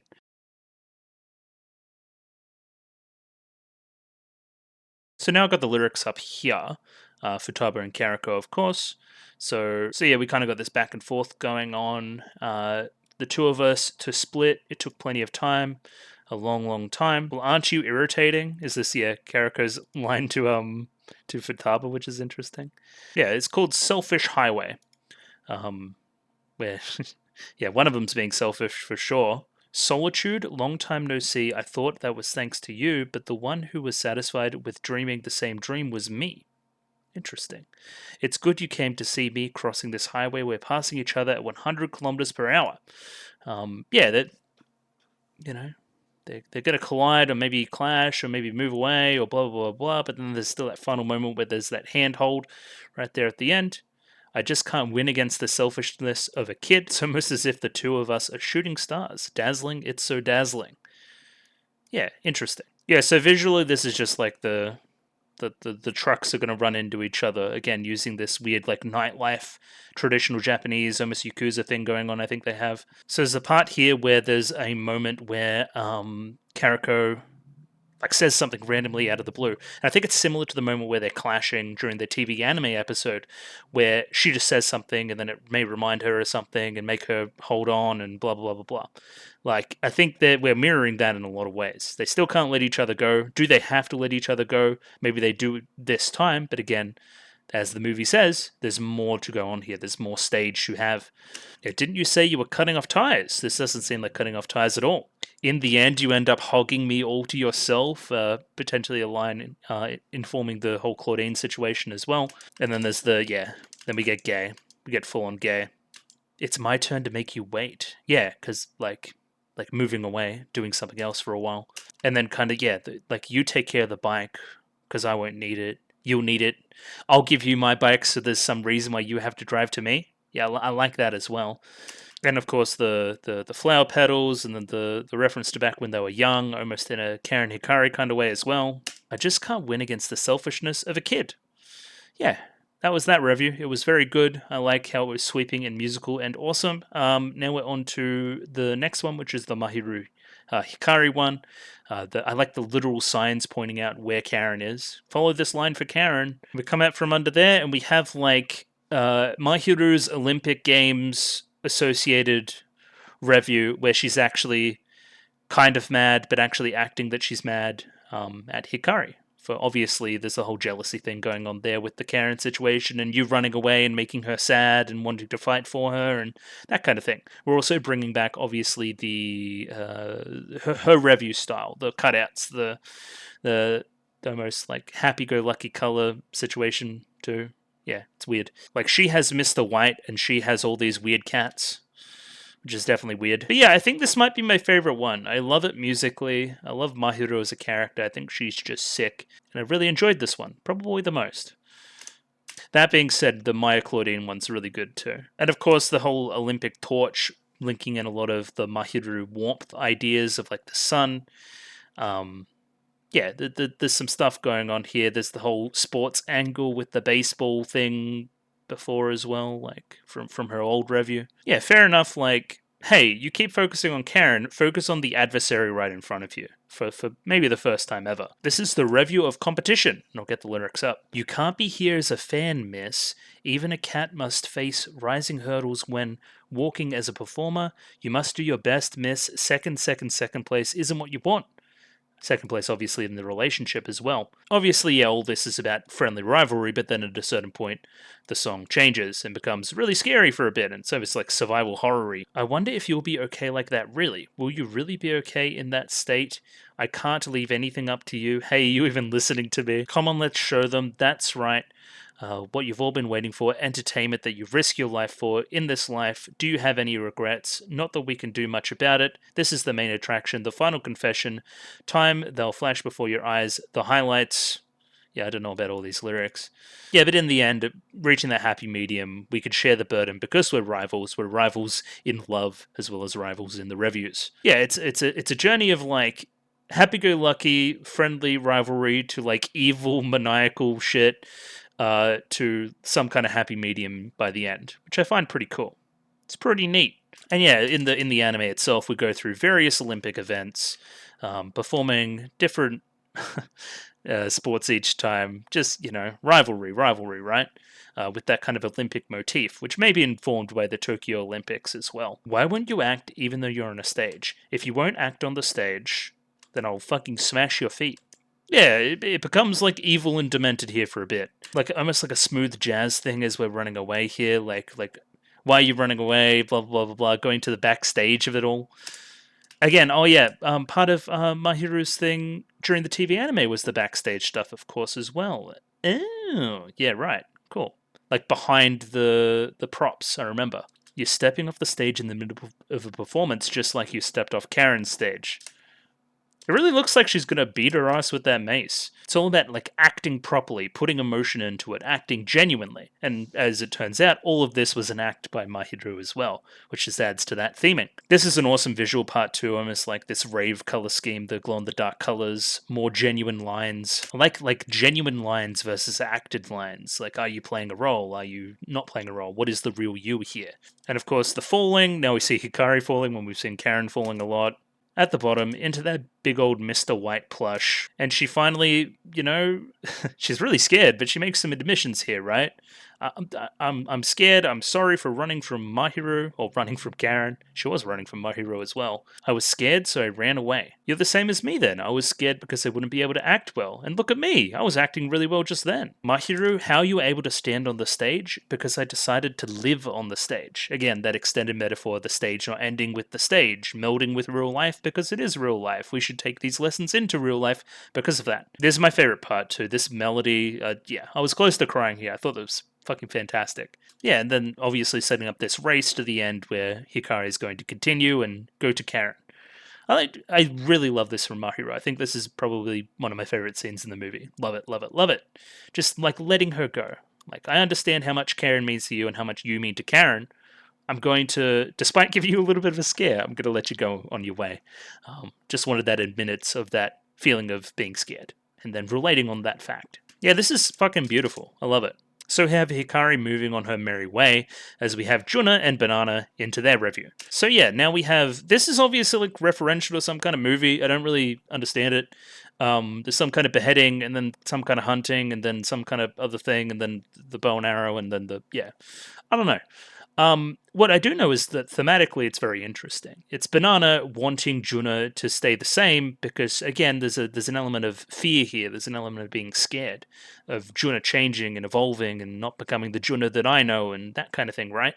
But there's also on the other side of it, this other thing that she isn't really moving on. She's just quoting other people. She's just saying empty quotes and these kind of things, right? That are never going to move forward into something real. And we're wanting to strike a happy medium between those, right? Where Banana's satisfied with her moving on, and then Juna's realizing that she needs to focus on her own quotes outside of the things that she's read in the past. The song here being called, what's it called again? Pen something? Pen Chikara Katana. Sure. Come on, let's pull those fangs out. Tiger cub running amok to escape. If I let many stars become my guides, I will drift to the stage. Starting here, I still can't stop walking yet. I shall never ever give up on my journey. Then Banana comes in. A hazy landscape, a perishing dream. Go subsist on nothing but a haze of your pipe dream. This is when she's getting mad at the quotes. All you do is parrot borrowed lines. Your star is nothing but a piece of space trash. Starting now, you've still got to try and kill me, right? Don't you? I didn't look upwards so many times just for show. I will step over the limits and zero. What have you been looking at this time? This is my unbreakable pen, sometimes stronger than a sword and even a katana. Let the curtain fall, we'll meet each other on stage in due time. Yeah, moving on. This whole pen thing is into the whole Juna being good at studying idea as well. Should scroll down as well so you can see that final line. Yeah, and this song obviously less lyrically dense, a little bit more musically cool. So yeah, these match different points in the kind of discovery journey as well. Broadly, I've got most of that out of the way, so I'll talk about stuff a little bit more visually. Yeah, Pen Power Sword is the name of the song in the Revue of Hunting. I'm going to chop your head off, but instead I'm going to hit this hat. Again, that splat, that's almost your tomato juice, yeah. I like that every single review's in the process of like a weird different kind of acting as well, and we almost bring that full circle via Tendo Maya taking on all of those different roles. And then, of course, juxtaposing that at the end or playing off of it when we're not playing roles between Karen and Hikari. I also love like Banana roaring. I think that's just neat. So this whole time she's saying all these quotes. They're not hers though. They're borrowed, right? They're from the study, right? She needs to seize her own star. That's Chuna's whole journey. Banana needs to help her realize that. But yeah, Banana's a pretty intense adversary in all of this. Also bringing in the photo idea from the TV anime as well. Like, you were beautiful. This isn't my Juna. You're moving on, but you're moving on in the wrong way. Like, and then lamenting the past tense of it all as well. The smashing of this, we need to bring that up off the ground and go again. Yeah, like moving away from the bow, right, which is from a distance, shooting from a distance, not really getting personally involved, and moving on to using this sword. I really love like the steamy knife drawn, really like banana light infused background we have going on here. I think that's fucking awesome too. And yeah, of course, we've got this big old sweeping review again, going through multi phases. This one's very action packed, but we get very sweet towards the end. The stages you've prepared for me all this time, I'm going to cut them short. This is where Juna's getting the upper hand, right? The one who's being blinded by the light is you. And again, talking about the events of the TV anime and the looping and that kind of thing. Yeah, this is basically Juna's big moment of redemption. But still at the end, we still see the position zero. We must go our separate ways. Separation, right? That's kind of what the position zero is all about as well, right? What two lead up, go in different directions. Of course. So yeah, everybody, again, I've talked about it before, everyone's kind of separating. That's kind of a sub-theme of what we're going on, but that doesn't mean we can't meet again. I'll keep saying it. I do like this part too, where this letter kind of gets refused from the cut from the sword by the water. I love this part too. So Banana crying, seeing Juna move on. In the end, she was dazzling. Juna goes to cry a little bit, but then straightens herself up and walks away. Love it. Little subtle character stuff. And Banana very proud. At this point here, we have one of their final little flashback sequences we have for Karen. This is characterized by her taking that little peek at that letter and then not the letter, the photo, and that spurring her on to check out to look her up on the phone, see that she's made it into that prestigious school, see some kind of vestige that it's being followed on the other side. That's why when we get to here, she's less surprised, right? This would have been a grand, shocking moment had she not looked this up in the past, and then that's kind of a little bit of a... She didn't like that. She was disappointed in herself for doing something like that, for lacking that faith. Also back here, personified by the rainy night outside. Still really love the backgrounds here. Just look lovely. Yeah, it was a self-imposed rule, so maybe it's not something to apologize for, but it's something that I still feel a little bit guilty about. Yeah, but we continue on our trail up to the tower, leading up to our conclusion. This is our last little check-in with Karen before we lead into that Claudine Maya review before the finale. Yeah, still questioning what that stage is, but now we see Claudine, Maya, we're checking out some shogi, like weird how to play easy shogi, which is cool. So another thing that Tendo Maya's like bad at that Claudine can flex on her for. That's cool. Oh yeah, this is the part where Hikari finally eats the tomato as well. So we don't jump straight into that review. There's this little scene too. What is Wild Scream Baroque? It is a continuation of the end, a new stage that the selfish and greedy audience longs for. Me being the audience. Yeah, this is a pretty effective sequence as kind of an ending point for the giraffe's little story as well, right?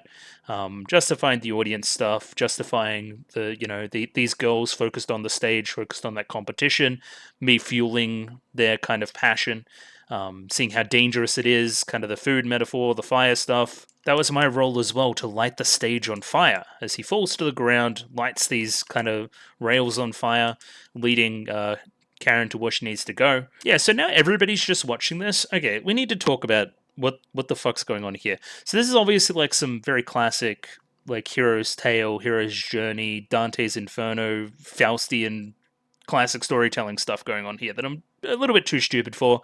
We're very referential across a number of different things, a number of different famous plays probably. There's the stuff with the bird, with the Tendo Maya, with the up the stairs, with the god, with the devil, there's so much going on. And honestly, I think a lot of it's over my head. It looks fucking visually awesome though, and I just wanted to shout that out. I'll have a look at the lyrics. Honestly, I might just skip through a lot of this one and move on to the finale. I think I've gone through a lot of this enough. I probably just need to wrap all of this up, honestly. I'm talking in circles. Again, it's think, not feel, and I should respect that a little bit more. So next up we have the review of Soul, and we have Maya and Claudine's lyrics here, obviously doing this devil angel thing going on here. That soul filled with obsession shall illuminate the very bottom of hell. That soul, the great brilliance, eternal boredom, sante, sante, sante, sante. Let's make a wager. It's a devil's wager, kind of Faustian thing going on. For heroes there are trials, for saints there are temptations, for you a devil, for me a devil. Interesting. Thence reflect, O water's surface, my infinite self. We're very similar, right? That's what we're kind of saying here. Right now the stage belongs to me. With a grin of deception, I'll tear this piece of cloth. I want to show you my feelings becoming dyed in black. Only me, always forever. You only need to look at me. If I'm on the stage, if I'm in front of you, ugly and beautiful, I will expose anything and everything, all of me, forever and ever. I'd like to cross swords with you. For each of us two, a rival. Ah, you are! Very awesome. I should scroll down too. Yeah, here's the rest of the lyrics that I was reading. Sorry. Always do that. Yeah, I think this was the visually most impressive one, I think. Goes through multiple sweeping sequences. There's kind of a bit in the middle where it seems like Claudine has the upper hand, then Tendo Maya has the upper hand, and then Claudine goes even further beyond. There's some kind of devil angel deception thing going on. There's the whole bird metaphor flying away. Am I going to catch that bird? He end up decapitating the bird. The bird's going to be kind of the backing for a lot of this stuff. It's like projecting this image onto the stage. We go through various things here. There's a particular reference here that's like a Rose of Versailles, I believe, right? That would make sense. Yeah, there's something about the bargain. There's something about the contract that lets Claudine come back here, go even further beyond, decapitate the bird. Yeah. Then we go to the fucking stair realm. Oh yeah, this one's fucking involved as hell. Oh, and then this is like the best animated fight, like, that I've seen in a while. It's like really damn good. Oh yeah, and of course it's gay as hell. Oh, and then of course the burning cross. If we wanted to do that, it all burns to the ground. The melting of the head, the cross bent over, the kind of... We always have this moment, right, once the reviews calm down, where we say our goodbyes, that I really like. Yeah, and this is the biggest manifestation of the themes that I think are in the movie, right? Like, who decided it was a one-round game? We're going to continue this rivalry forever, right? You won today. I may win tomorrow. You may win the next day. This isn't the end. Despite what the construct of the fiction says, these characters actually exist, and this isn't the end for them. And that's what we want to get across. Of course, reflecting the same imagery from kind of the end of the TV anime, where this would be your Karen, this would be your Hikari, and they've got their hands over that one piece of the Position Zero, over that contract that they made to be rivals, basically. So then we finally get to the Karen Hikari stuff, and again, there's only like 16 minutes left by the end of it, which I think is pretty short, but again, we make it work. We have Hikari, a little bit of blood, but no, it's tomato juice, right? She's eating the tomato. Is Karen going to eat her her tomato in turn? If I could speak. So all this is about is like those final words, that final step, right? Like of Karen come to the realization that she needs to. So this letter gets up and then it's going to crush them. That's a part of the stage dressing that we have. So it's because of the promise that I have this, it's because of the promise that I have that. But in the end, to me, haven't I satisfied the things of the promise? Like, my stage is you. Like, she keeps saying, my stage is you, Hikari. But Hikari still hits her with are those the lines of the stage, or are these the lines of your heart? And then this is a really, like, fourth wall-y part where they're talking about me, the audience, watching in a very close set. And then she gets intimidated by the stage, by the audience, by the lights. It starts to melt her down, break her down. She starts to become scared again, right? This is foreign. I don't have that basis for my drive anymore. I'm scared. I'm very scared. Despite everything, I could only see Hikari-chan. Now that I'm here without Hikari-chan, kind of, what do? I don't have anything. Yeah, there's nothing that I have. The explosion there. I don't have a next stage right now. All that I have is you. And then, yeah, this is Karen's death, right? How the girls went through that death early in the show. Early in the movie, I should say. This is her death. Her tomatoes exploded. She may not have an opportunity to go again. Yeah, this is, again, it's all about Karen, right? It's her figuring things out, flashing back to the various points within kind of the flashbacks we've seen during the rest of the movie. If I could speak, I'm struggling. And then there's the Hikari side to it, right? Like, you brought Kagura Hikari back to life into a stage girl like you did. This is when we saw those eyes opening. You brought me into this world, basically, right? Through your passion, through our shared passion. And now it's sad that you don't have that singular passion to drive yourself. It was so based on the other person. So now, in the same way that you did that to me all those years ago, I'm going to do that to you. I'm going to drag you into that world right now. And I'll get up these lyrics as well. Yeah, we got that superstar spectacle, baby. Please, Karen, wake up. Remember the promise the two of us made. I believe that saying goodbye here isn't our fate. If you desire, gather a star. If you desire, become a star. You are me, I am you. The past is the future is now. Burn, burn, burn it all up. Onward to the next stage. If you desire, gather a star. If you desire, become a star. Our Starlight, if we retrace it, I would be reborn as myself. A great message here as well, right? So through my rebirth, I would make the same decisions that I've already made up to this point. I could not imagine myself making different decisions. Something lies within my pounding heart. Lead the way, and I reach out to the stars over and over, round and round on stage. I will not give up. We become stronger. I awoke. I wanted to see you all this time, star and star, or star to star. Even if I'm battered by the headwind, I believe. Then to our promised place, connect. Starlight, starlight, starlight, starlight. The longed for star at the top of the tower. It's Hikari that burns your eyes. It's beautiful, it's dazzling, it's painful, it's frustrating. To be taken from here, it's heart-rending. Be captivated, growing closer, being attracted. Parting in you, I end up losing myself. Just how many times can the stars burst? Welcome myself to position zero. Someday, we may reach it, the sky. So yeah, I mean, a lot of this is through the events that are actually happening on screen as well that I should go and have a look at. But basically, the point is, like, move on with life. Despite everything, we'll be back together again. Again, that's the major theme of the movie. Oh yeah, then we go on like the Karen Mobile through like the Mad Max Fury Road. We give ourselves the tomato from the previous, like, kind of past portions of the movie. We get on that ramp. We start being remade over and over and over again. We become dazzled by Hikari-chan. We drive in. There's the stabbing. And then this is the final words, right? So then we get to this climactic moment. This can be seen as the true birth of Karen as a stage girl, as a competitor, as that side of it. Healthy competition, by the way, which is good. We're not in some weird, fucked up audition process thingo. Yeah, at the end of the day, it isn't about you. I'm not going to give up myself for you. I'm going to do this for myself. There's some personal drive there. And I think that's a great switch up of what we have in the anime and a great personal message for Karen. Despite everything, we still really like each other and that kind of thing. Obviously, I mean, they're about to kiss. But like, I still have my own stuff I need to do, my own auditions, my own next stage, my own all this kind of stuff. And yeah, then we get this big giant pop-off moment when that happens. The music swells. We're into the closing act. We achieve liftoff. Tokyo Tower itself is stabbed into a giant position 0, which is just fucking awesome. We see the hairpins flying everywhere too, that initial metaphor. Yeah, this can almost be seen as our little graduation metaphor. We're throwing our capes up into the air and moving on to the next stage. Hikari had a wonderful shot here that I'll play. Right here. Lovely little smile. Love that. Love that from Hikari. She never smiles. Yeah, this is our big pop-off ending that I really enjoy.